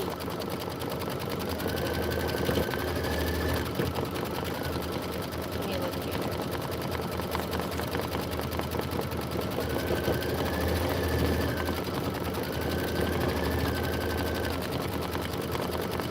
So that price, that $84.99 is a fantastic price. And if you really want it, I'm going to tell you, I would just order it online, because once I get it shipped to you, I don't think I can't beat that price, because my price, like what I pay, my wholesale price, because sometimes we can discount stuff a little bit more because we have like a full margin, but some of the products we just don't have it. And we have, my price that I'm paying for it is $70. So we have to charge shipping. We don't have any room to play with. So if you're waiting for it, I would say get it. I have to see if I have to pay shipping. That price with free shipping might be better than my price of what I'm going to be paying for it. Exciting. I know. I never want you to ever not. I always want, if you're going to get it from us, I always want it to be a great deal. I don't want you to ever get something from us that you can get it somewhere else cheaper.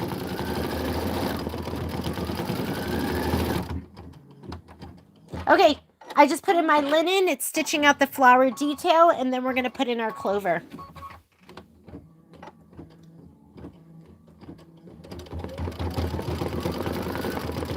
Delta, but this new one is cordless, and it sits on that cute little stand, and it's even smaller.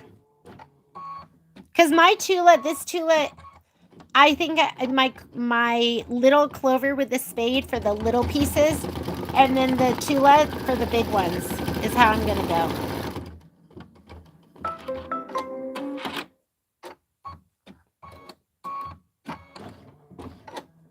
Oh, yay! Got your box of fun? Okay, put in your clover. Clover, clover, clover, clover. I made Patrick go to the post office today. I was like, people are waiting. You better get that out.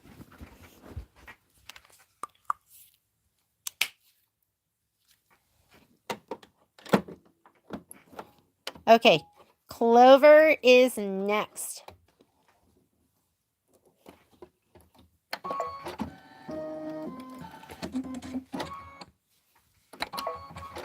And this is going to be a 6-minute stitch out. It's going to be the stems and leaves. Go stitch out. Go stitch out. This is a good time for us to press. We could press right now. Should we? 6 minutes.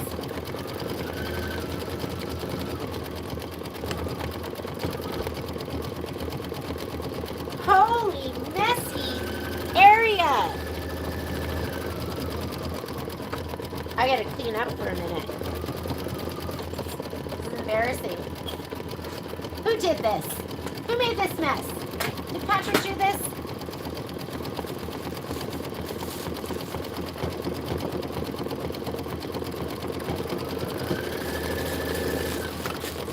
That's the joke at the store. I'm always like, who made this mess? And then they all point to me. And it's me.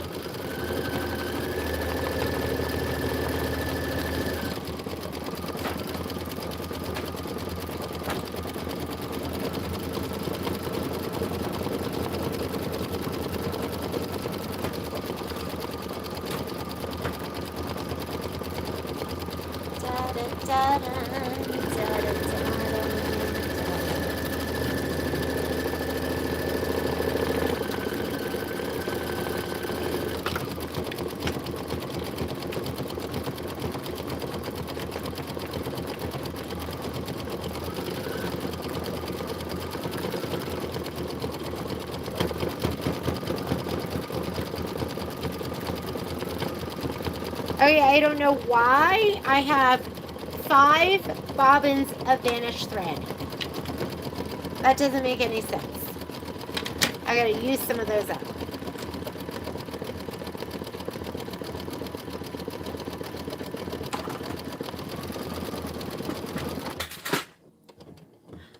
Okay, that is adorable. That stitch is so cute. And if you ever, I know some of you aren't even working on this, but you guys are always welcome to join us for these sew-alongs and work on whatever you want to work on. It's always nice just stitching with friends.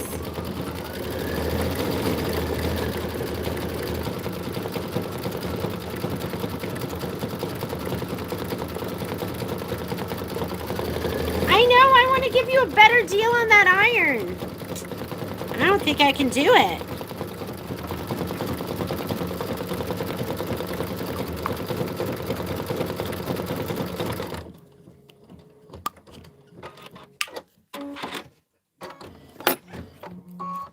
I think that 84 bucks is a great price.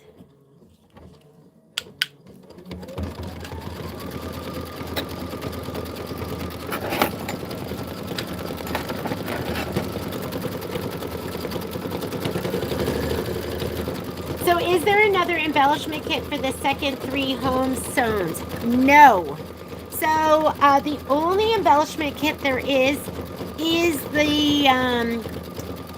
the one that has the little clothespins and the panel. However, there are embellishments that are called for. So if you look at where's the book? Where is the book? So like if you look at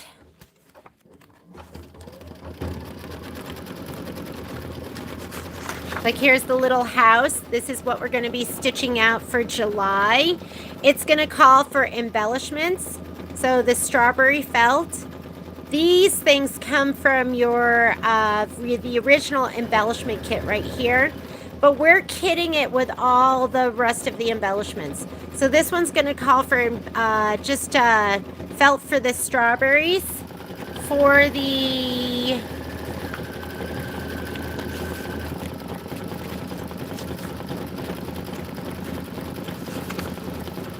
the little house right here, this is felt, and this is going to be the special, what is that?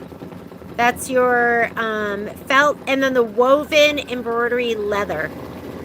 So our kit's going to have, I think with some places you have to plan on buying your, which is fine too, right? Buy a roll of the yellow felt, buy some of the woven leather, but your kit will have that. We'll be kitting it all with that. No, so you don't have to buy any extra embellishments. You'll have everything in the kit that we put together. What is $80? Are we talking about the iron?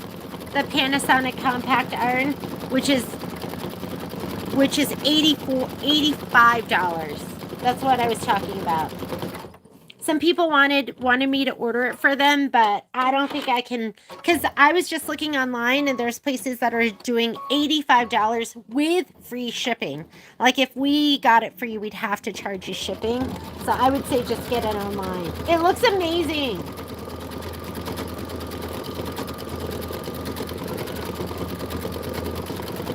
I know, Betty, isn't it fun? It's fun to just set this time aside, and I've been stitching on Mondays. Have just been our sew-along days.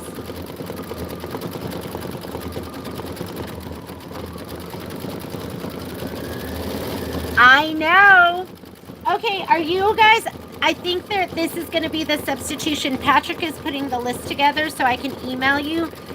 I really, really, really, really love, I'm going to show it to you.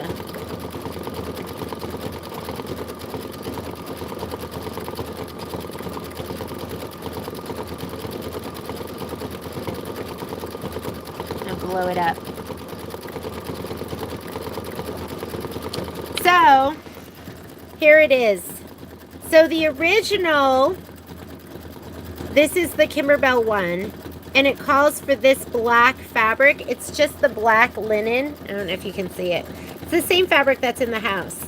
And that's what it calls for. If you really, really, really, really want that, I can do some of that. But I'm going to be doing this. Oop. How come it's not fitting in the window? I'm going to be kitting ours with the brown. There. So it's going to have the brown linen texture. Same fabric. It's just going to be the brown. It's the same brown that's in the trees. Are you guys going to be okay with that? I will send out an email. I got to tell you, I like the brown because I feel like it's more fall. You guys tell me what you think. Tell me what you think, but I love the brown. I think I can do some of them with the black, but that fabric, of course, won't be out until June. Okay. I'm lost. What are we doing now? Oh, we're going to do the aloe. We're doing the aloe.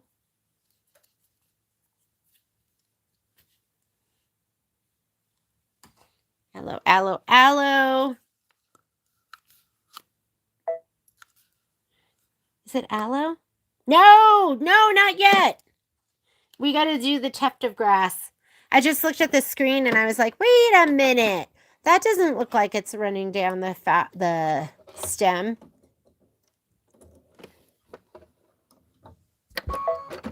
It's called the Panasonic. Oh, maybe I could put up an affiliate link. What is it called? Amazon. Let me look it up.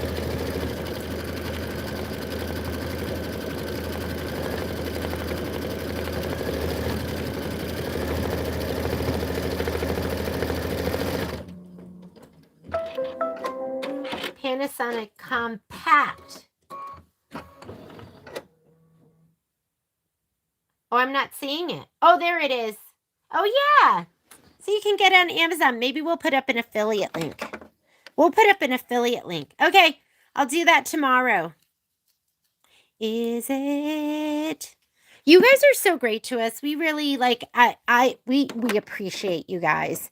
You guys work really hard to give back to us. And I feel really lucky. Feel loved. Okay, I'm gonna try and do it. I don't know how. Graydon does them, but I think maybe Dylan knows how, and he's gonna be there tomorrow. I'm gonna add and see if I can do it. Get link. Graydon showed me, and I was like, I don't think I can do that. It was like 10 steps.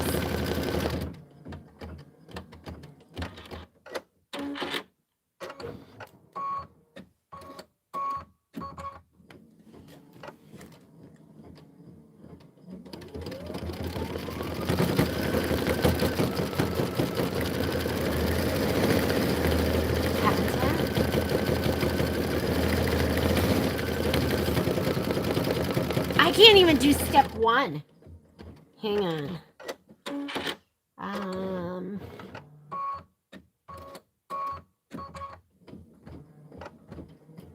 Maybe products.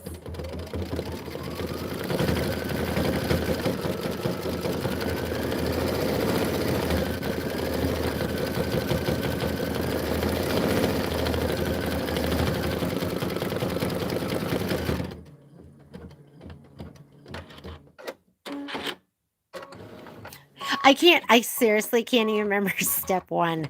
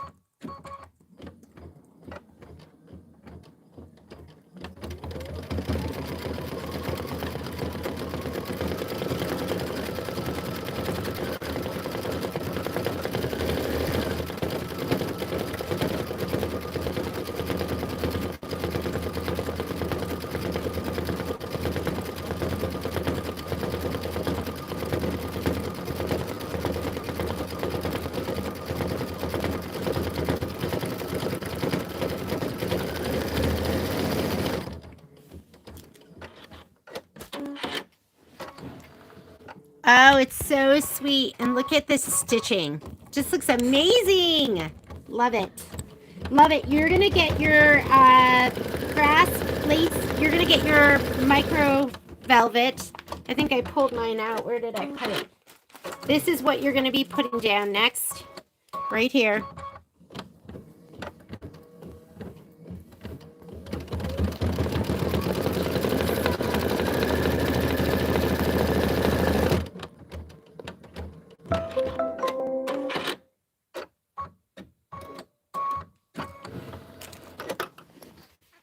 Okay. Color, you're going to leave the alloying. Go ahead and hit start. And you're going to do the placement line. I am going to give this a little shot of spray. You want to pet it first. So pet it. What you don't want is, did you see this? So you want the nap to be going down in the right direction. So that works. Let's see if it works this way. Oh, it really works this way. Oh, it works this way too. Actually works in like every direction. Let me see. This one feels really good like this. Okay, I'm going to lay it down like this. I'm just going to spray the very bottom. Don't spray the whole piece. And I'm going to spray this down because it's a little bit floppier than the felt.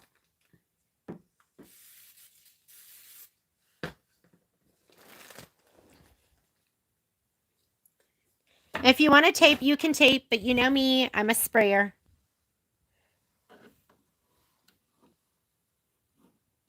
And I think you're going to cut, let's see, let's trim it close to the stitch line so you don't need to be very far away. Pet it. Make sure it feels good going that direction that you're putting it down. Okay, tack down. You're going to do your tack down stitch. Could you have cut this with your Scanica? Absolutely. Why didn't I? I'm a big chicken. I'm scared of specialty fabric.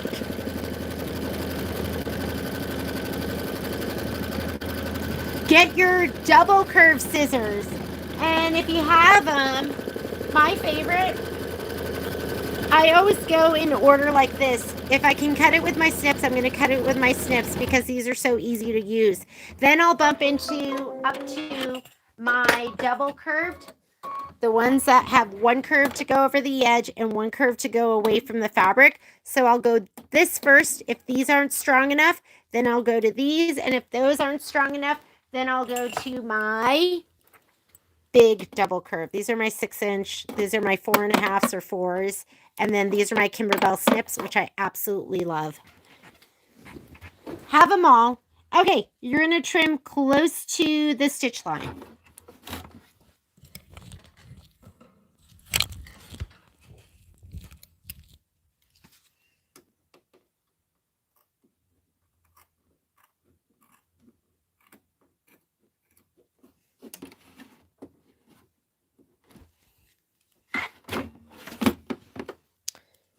Affiliate.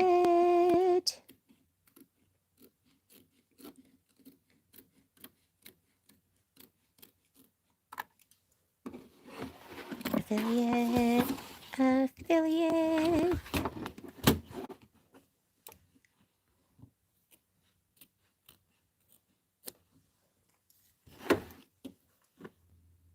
See, this is in the way. That's why the double curved is great, because then it makes it so that isn't in the way. Although it's still in the way because I'm close to my edge. So I'm just going to go in with my snips.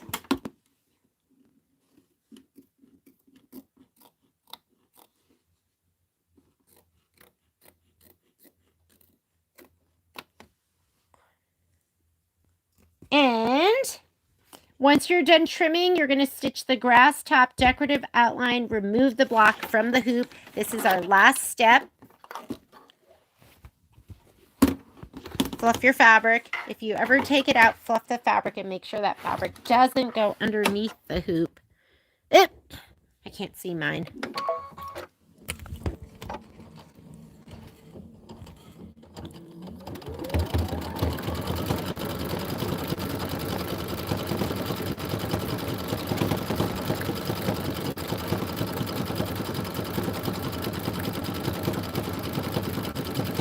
If those chickens were waking me up, Renata, I would eat every one of them. I'm just kidding. You're just a morning girl, huh? Get up and take care of the chickens. I love it when we go to Korea and we come back, I'll have jet lag and I'll be getting up at like 4 or 5 in the morning, and I love it while it lasts. Like, I love that time in the morning where it's nice and quiet and no one else is up, and it's just nice.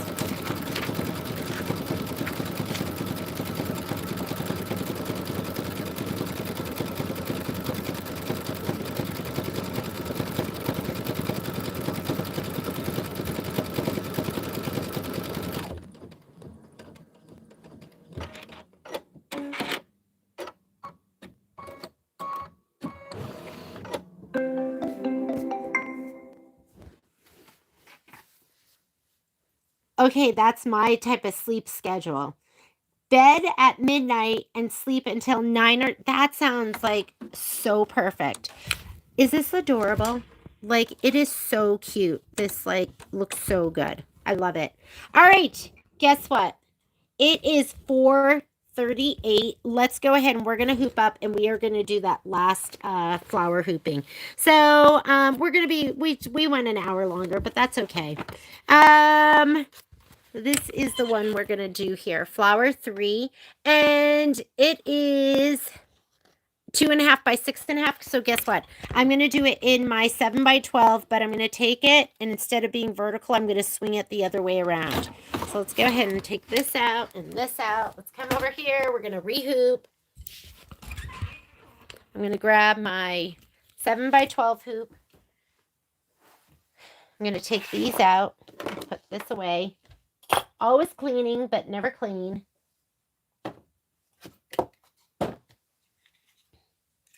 This actually lives on top of my machine normally.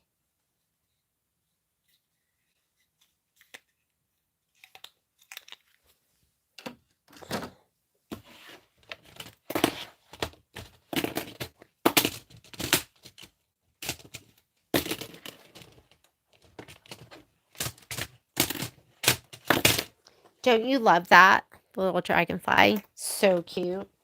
All right, I'm going to take these over here. We've gotten a lot done.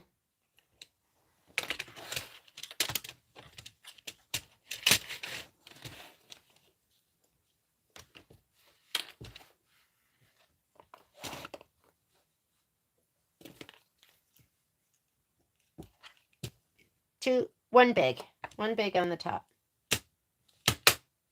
Oh, we want it down a little bit more.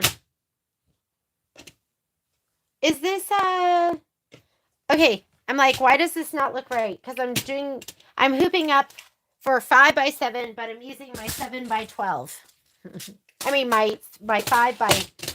I'm hooping up for this big hoop, but I was using my 5 by 7. That's why.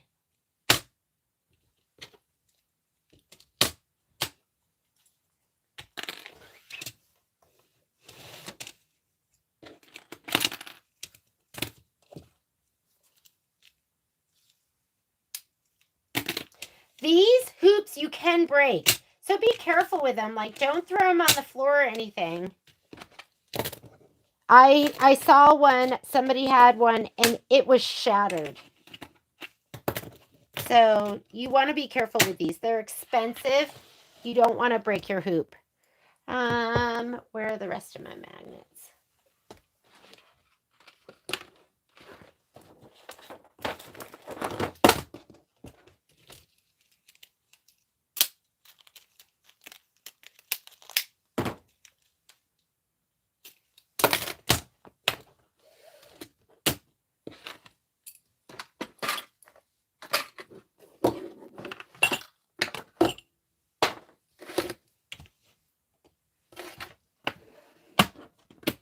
Okay, I'm good to go. I am going to take this one. I'm going to fold it down, and I will give it a clippy clip.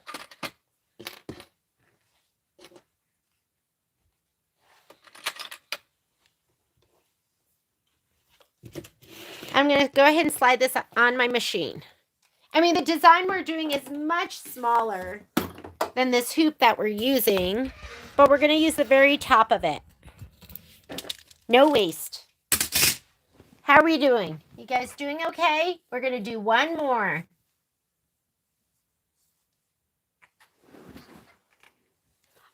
Okay, right, Cindy? Doesn't the brown look good? I'll show you guys one more time. So I'm doing the brown. I'm going to do the brown in mine. And I have enough, like, we have some of the black, but like I said, not available till June. And that was ordering it back in February. So, but I'll email you guys and send you the 2 options so you can look at them. But just saying, I really think the brown is the cuter option. All right. I'm going to go here. We're going to go to design database transfer. What we're going to pull up is we are pulling up the 2x5, the 2x5 by 6x5 insect 7. Insect, this is probably it. 2.5 by 6.5. Yes. Set it. Before we start flipping it, you're going to add the other one. And we are going to add, well, maybe we should flip it now. Oh, we can flip it later. Let's add the flower design. So we're going to go right here. We're going to do the little flower. This one. Let's see if there's any special instructions. It just wants us to center it. So before we move it, let's pick our hoop size first of all. We're going to come up here. And yours might look like a piece of notebook paper, but that's your settings button. We're going to choose the hoop size. 7 by 12 is what I'm using. You might have an 8 by 12. That's fine too. I'm going to go ahead and say okay. And I'll flip each one right here on the screen. So I'm going to go edit. Here's my rotate button. Yours might say the word rotate. And I'm just going to rotate it 90 degrees to the left. I'm going to just touch the other design so it's selected and 90 degrees to the left. And I'm going to say okay. I'm going to leave it like that. If you're doing your 5x7 hoop, just leave it the way it is. You don't have to flip it over. But I'm in my 7 by 12, and now I'm going to touch embroidery because I want to be in my layout screen. Or you're going to touch embroidery to go to your secondary edit screen. And now I can take layout. My hoop is on. Once your hoop's on, it's not going to let you go outside of the embroidery field. So I can just go ahead and go to my move arrows and scoot it all the way up. It'll go up as far as you can take it. And now you're not doing your design in the middle and wasting all the stabilizer or muslin on the top and bottom. Now we're just going to hoop from the bottom down. Okay? All right. This worries me a little bit that he might try and scoot under. I'm going to be watching that. All right. There we go. Let me see.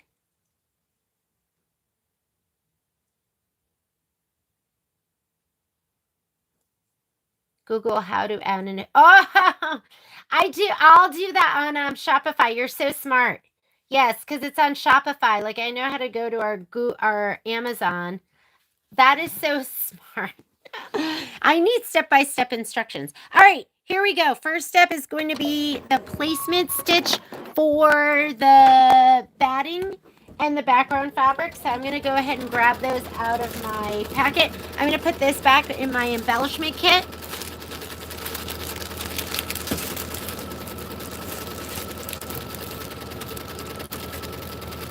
Keep everything together so you don't...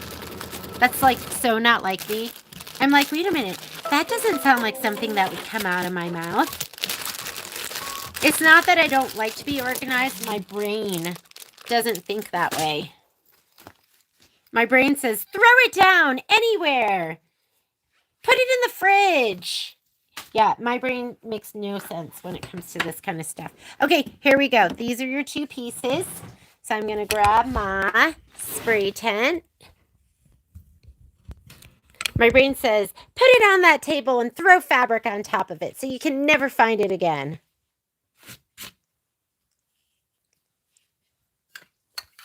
When I find it in a place that makes sense, I have to admit, I'm always surprised. I'm like, wow, I did that? Okay. So we did our placement line. Now we're going to put your batting down. So we did step 1. For those of you that are new, when you cut your batting to size, we're going to skip some steps. So I'm going to go ahead and lay this down. Back in the day, I used to just get my batting. I would do my placement stitch, and then I would put my batting down. I would do the tack down, and then I would trim. And then I don't know when we started just skipping all of those steps. So you're just going to lay down your fabric so it covers and it's kind of centered to your batting. Doesn't have to be perfect because you're going to have a tack down stitch that you're going to trim to. So most of this, about an inch all the way around, gets thrown away. All right. Okay. Since we cut it to size, I can just go ahead and we're going to skip the next couple of steps. So you want to be, oh, I'm not even in the right screen. You want to be in this screen. From your layout page or your second edit page, you're going to touch this button. This is where you go forward and backward steps. And we're going to skip step 2 of 16. We're going to skip this. That's your batting tack down. And we're going to skip the background placement because we already laid it down. We will do the background tack down because this stitch is important. This is what you fussy cut to.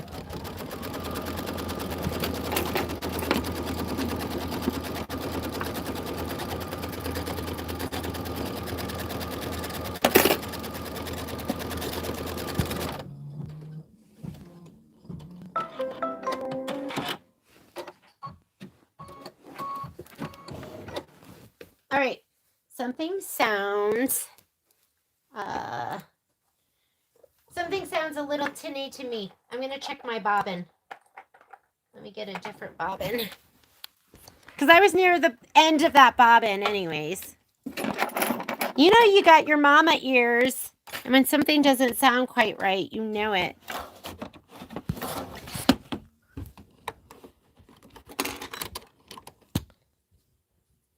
And this one was still going, but I don't know. I'm just going to get rid of it. Can you reuse those bobbins? Yeah, you can reuse them. They're kind of like the cheapest ones though. But if they're working for you, I like used mine for years and years and years.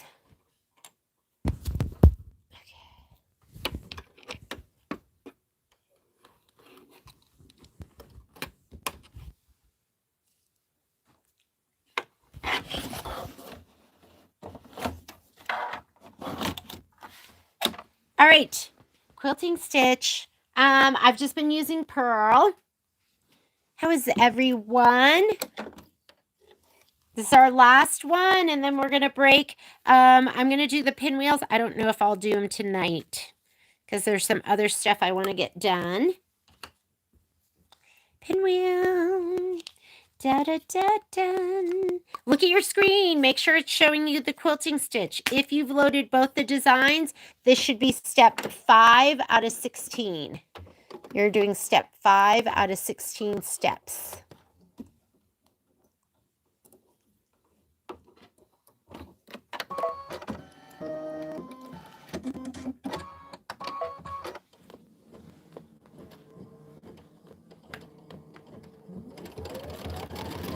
That's a good idea. So Cindy's saying when she moves her patterns around, she always saves it to her machine just in case.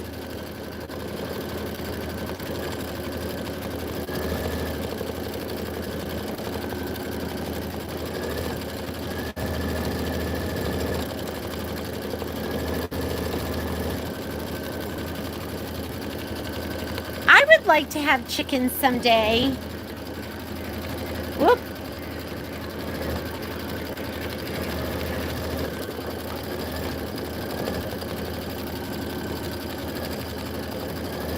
Okay, next thing that we're going to do is you're going to keep your, we're going to get aloe. We're going to put our aloe in. Oh, okay, special instructions. So most of the time, I'm going to show you this. Most of the time, it's going to say, after quilting, go to the embroidery instructions. In this case, it says, after quilting, go to machine step 3 in the embroidery instructions. So we're not laying it down. So we're going to skip 1. We're going to skip 1 and 2. We're going straight to step 3. So this, we've already laid down our fabric. That's going to be if you're doing like traditional quilting. So we've done that already. Now that we're done with the quilting stitch, we're going to go straight to step 3. Put in your aloe. Aloe. We have, that was Sage calling. Sage was in the UK. I wonder if she came home. She's actually, maybe she's in Barcelona. Sage is my best friend from middle school. We met in middle school. And she's always been my partner in crime. We've always been sewing together, beading together, knitting together. She is my craft partner in crime.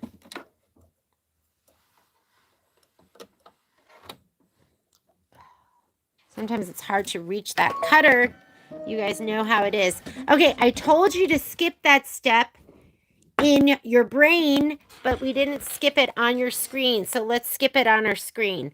That's a placement stitch for your background fabric. We've already laid ours down. That's the tack down for the background. We've already done that. This is what you should see. So if you combine your designs, you're doing step 8 out of 16. And this is what it looks like. Okay, don't do those other steps if you have your fabric already laid down. Did I not hit my thread button?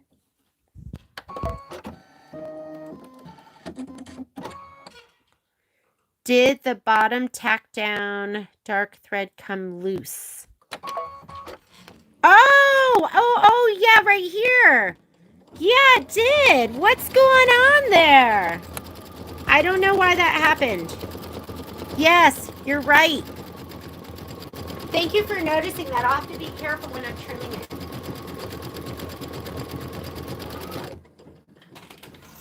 Come on in. Come on.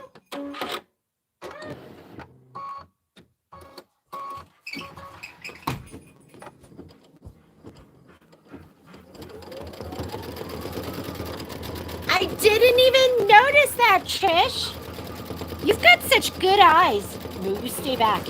You stay back. Go.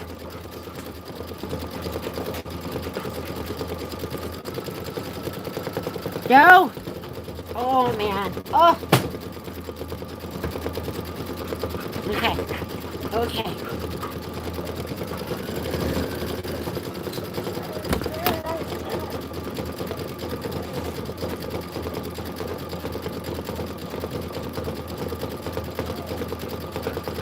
Okay, what's step? Oh, get off my computer.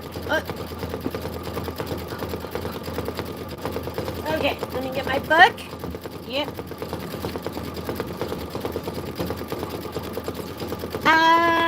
Then we're gonna put in the clover.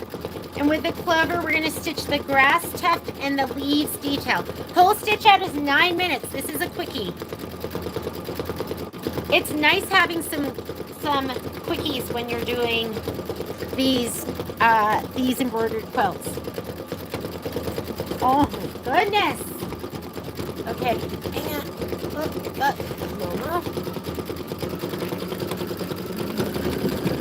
Okay, why don't you just take that seat? I'll stand.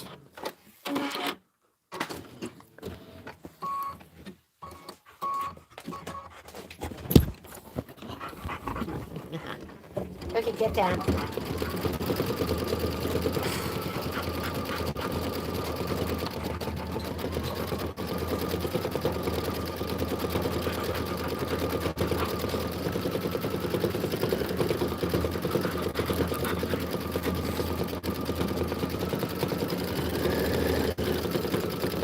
No.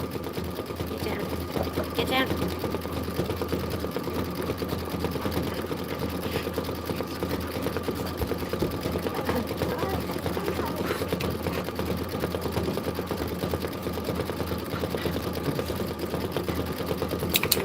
It's that time. It's almost DINNER time for them. They start getting awfully bossy.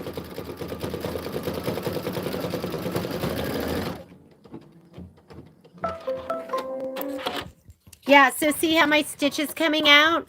I've got to be careful when I go to trim. Okay, go ahead and let me make sure I'm doing the right thing. So we just finished that leaf. Now we're going to do the little tuft. So I'm going to go ahead and put in my clover thread. Are you going to be traveling, Trish? I know some people have said just the price of diesel is going to make them homebound. I know there's a lot of RVers out there.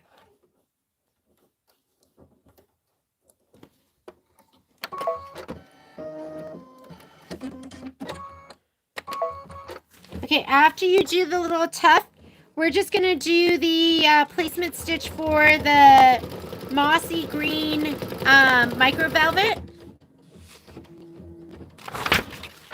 And then we are also going to put down the micro velvet felt for the flower. Okay, let's get those two embellishments.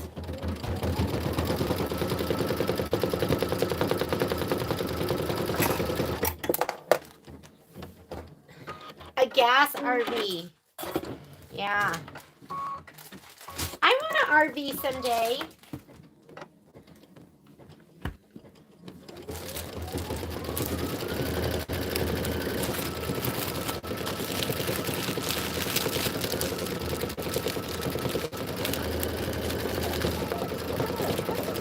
Okay, you give me a minute. I'm almost done, and then I'll feed you.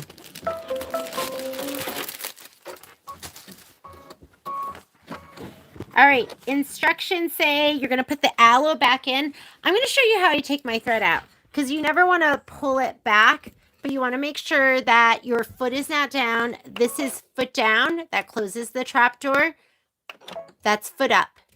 Not only does this opens up, but the tension disc, there's a tension disc right here that's closed. And when you put the foot up, it opens up. So you always want to make sure you never want to pull your thread when it looks like that. And then you're going to reverse thread. So I'm not pulling back. I'm just going to unthread. Once it gets right here, it just comes right out. And that is how I take my thread out. Okay. Make sure when you go to thread that your foot is not down. And then I'm going to go ahead and put in my next color. I usually don't even use a spool cap. And I use my vertical thread stand. I use my horizontal one most of the time because I'm short. And so it's an extra reach for me to get it up to my vertical one. If I'm using a spool, I always use a spool cap. But if I'm using a cone, I don't always use a spool cap. Okay, placement line. Get your felt, give it a little shot of spray. Make sure it is going the right direction.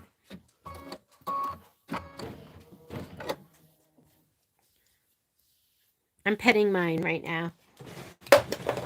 Just checking. I'm going to give a little shot of spray.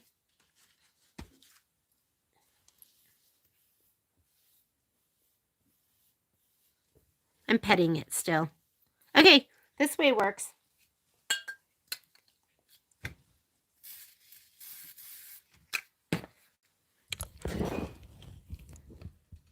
What is the spray? It is Ganol KK, or no. It is, yeah, it's Ganol KK100. I'm laying it down this way. I just pet it and it felt good. Yeah, so I went like this and I was like, oh, perfect. That feels good. You're going to cut right to the stitch. So this is my spray. Big old can, and I use it with my spray tent, with this guy right here. My dime spray tent. Get your KB snips, and we're going to snip.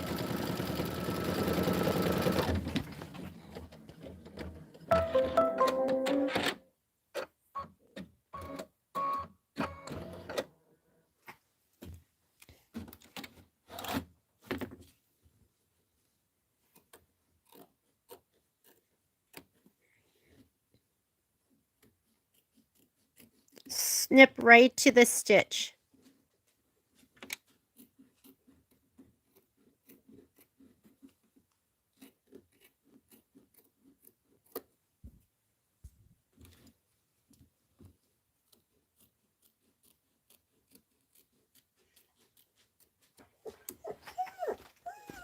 All right, slide your hoop back on.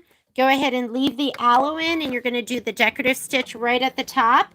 And then you want your yellow micro velvet. And it's fine if you don't stabilize these because they don't shred. They don't shred or pill. I want to know, does anyone have a source for this? Like, this stuff is nice. I like it.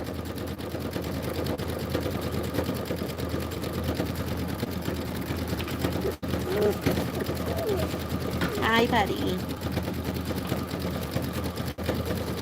You're not coming up here. Okay, you need K, which is butter. Grab your butter thread. If you have Isacord, it's color 800. It's going to be your best color. And you're just going to need butter and linen. Those are the two colors you're going to need. Butter and linen. Okay, placement stitch. Placement stitch. Oh, I want a farm. I want to have a farm, and I want to have all the miniature animals. But I want Patrick to take care of them all. He's a morning guy. That should be easy for him, right? Like a donkey, like a mini donkey and a mini cow and just mini everything.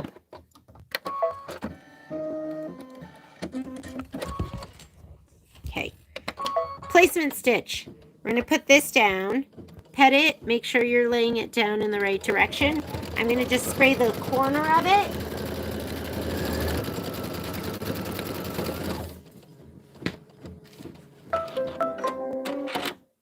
I just sprayed the corner of this, like right under here. I'm going to lay it down. I think this is going to be trimmed to this stitch. Pet it.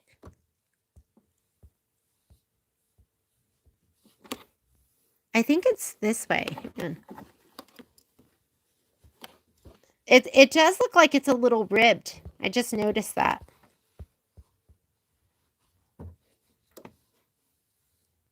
That doesn't feel right.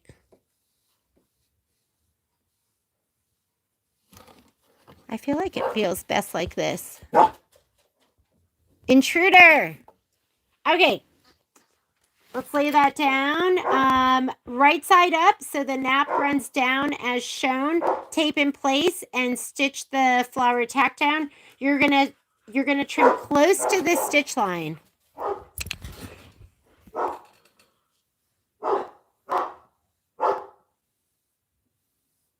This feels right. That actually feels right too. That does not feel right. That's wrong. Okay, I'm just going to do it like that. But I really think it's... The ribbing looks like it should go up and down.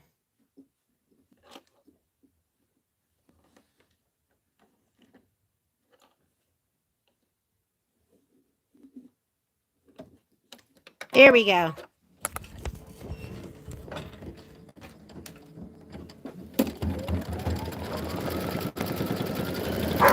Whoop. Whoop. Sorry for the bad view you had for a second there. Okay, we're going to trim it close to the stitch line. And then we're going to put our linen in. And we're going to do the little flower detail. And then we'll put the butter in. And then this one will be done.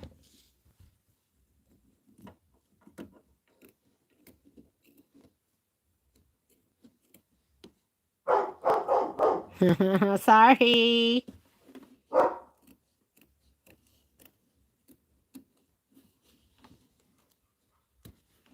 Where's my love, Patrick Mulligan? He went to the gym, but he's been gone a long time. Who wants to go to the gym that long?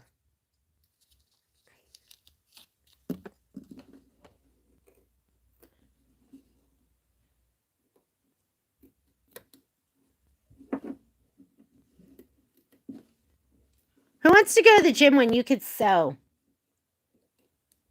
Some of you like the gym. The gym is not my happy place. It's the anti-happy place. You know how people talk about, oh, you go to the gym and you work out and your endorphins and oh my God. Yeah, that is not me. All right, let me go ahead. And that's actually Momo right now is saying, feed me. This is what he'll do until I go upstairs and I feed him. That's why we got to finish, because that dog will not stop until I give him food. All right, here we go. Am I doing the right color? Yes, I am. Sewing is your cardio. This is my cardio too.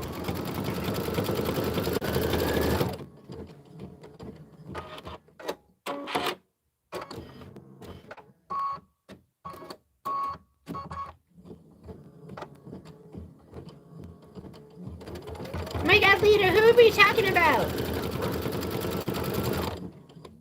Oh, your daughter's neighbors. Your daughter's neighbors.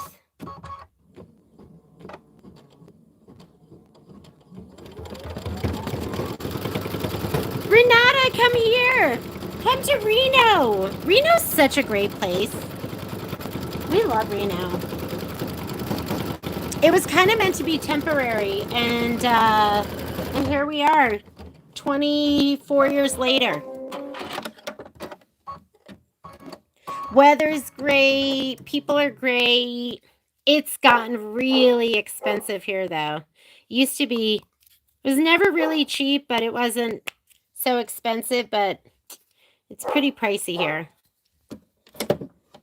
Oh my God. I'm sorry you're hearing that, but he's not going to stop until I feed him. Hang on a second. This is it. It's what you get. That's why your sew-alongs are free, because you have to just watch me rip out stitches and listen to my dog demand food. Okay, so we're just going to do the outline of this stitch. Let's talk about your homework. You are going to have to do the... Yeah, I'm almost hungry. This is really... The other thing is he'll sit at the bottom of the stairs with his butt on the bottom stairs and his... Do you hear him coming down? He's coming down to tell me he's really hungry. I know. I know you're hungry. I know. And Poppy's hungry too. So, hang on. Let me move. I know. I hear you. Okay, moving away from them because she has taken my seat. This is what I have to deal with. So, we hear you. I know. So, your homework is pinwheels. I will stitch them out. Yes. Yes. In there. Oh! Okay. I'm going to sit over here. You stay there.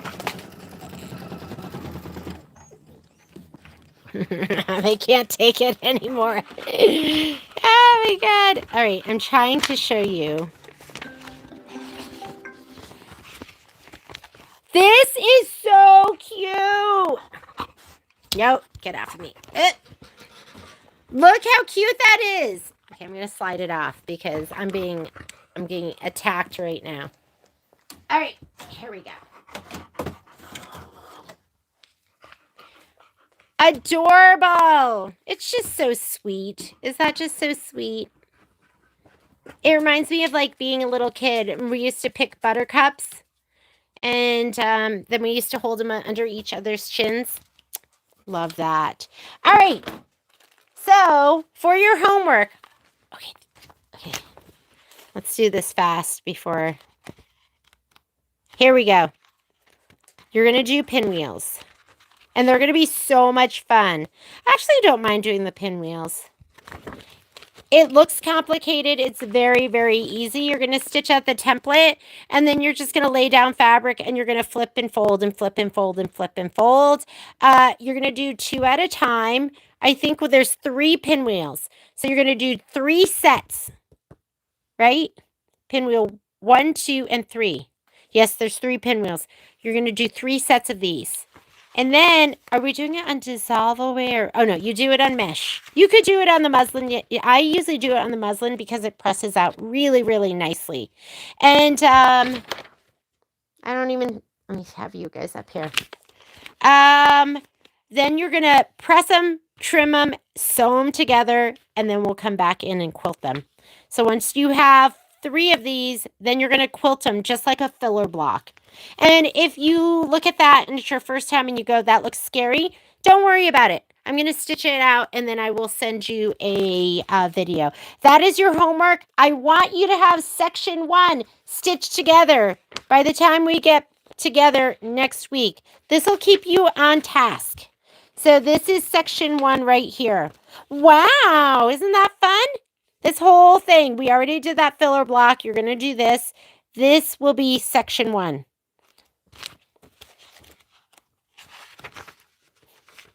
Oh, right over here. That's what you have to have done by the time we get together next week. All right? Any questions, my friends? I'm looking at the screen to see if you have any questions. Can you go back and restitch the placement? I could, but I'm not going to because I'm not too worried about it. As long as some of it is there. Yeah, I could. I should have done that before I took it out of the hoop, but this is all here and I'm going to fussy cut to that. So it's not do or die. If it was super important, I needed it to be perfect, I could do that. But yes, I could have gone back and restitched that. Anything else? Yes, everyone have a great day. I will see you tomorrow at the store. You did awesome today. We got so much done. We got are these the pennants? We got those done.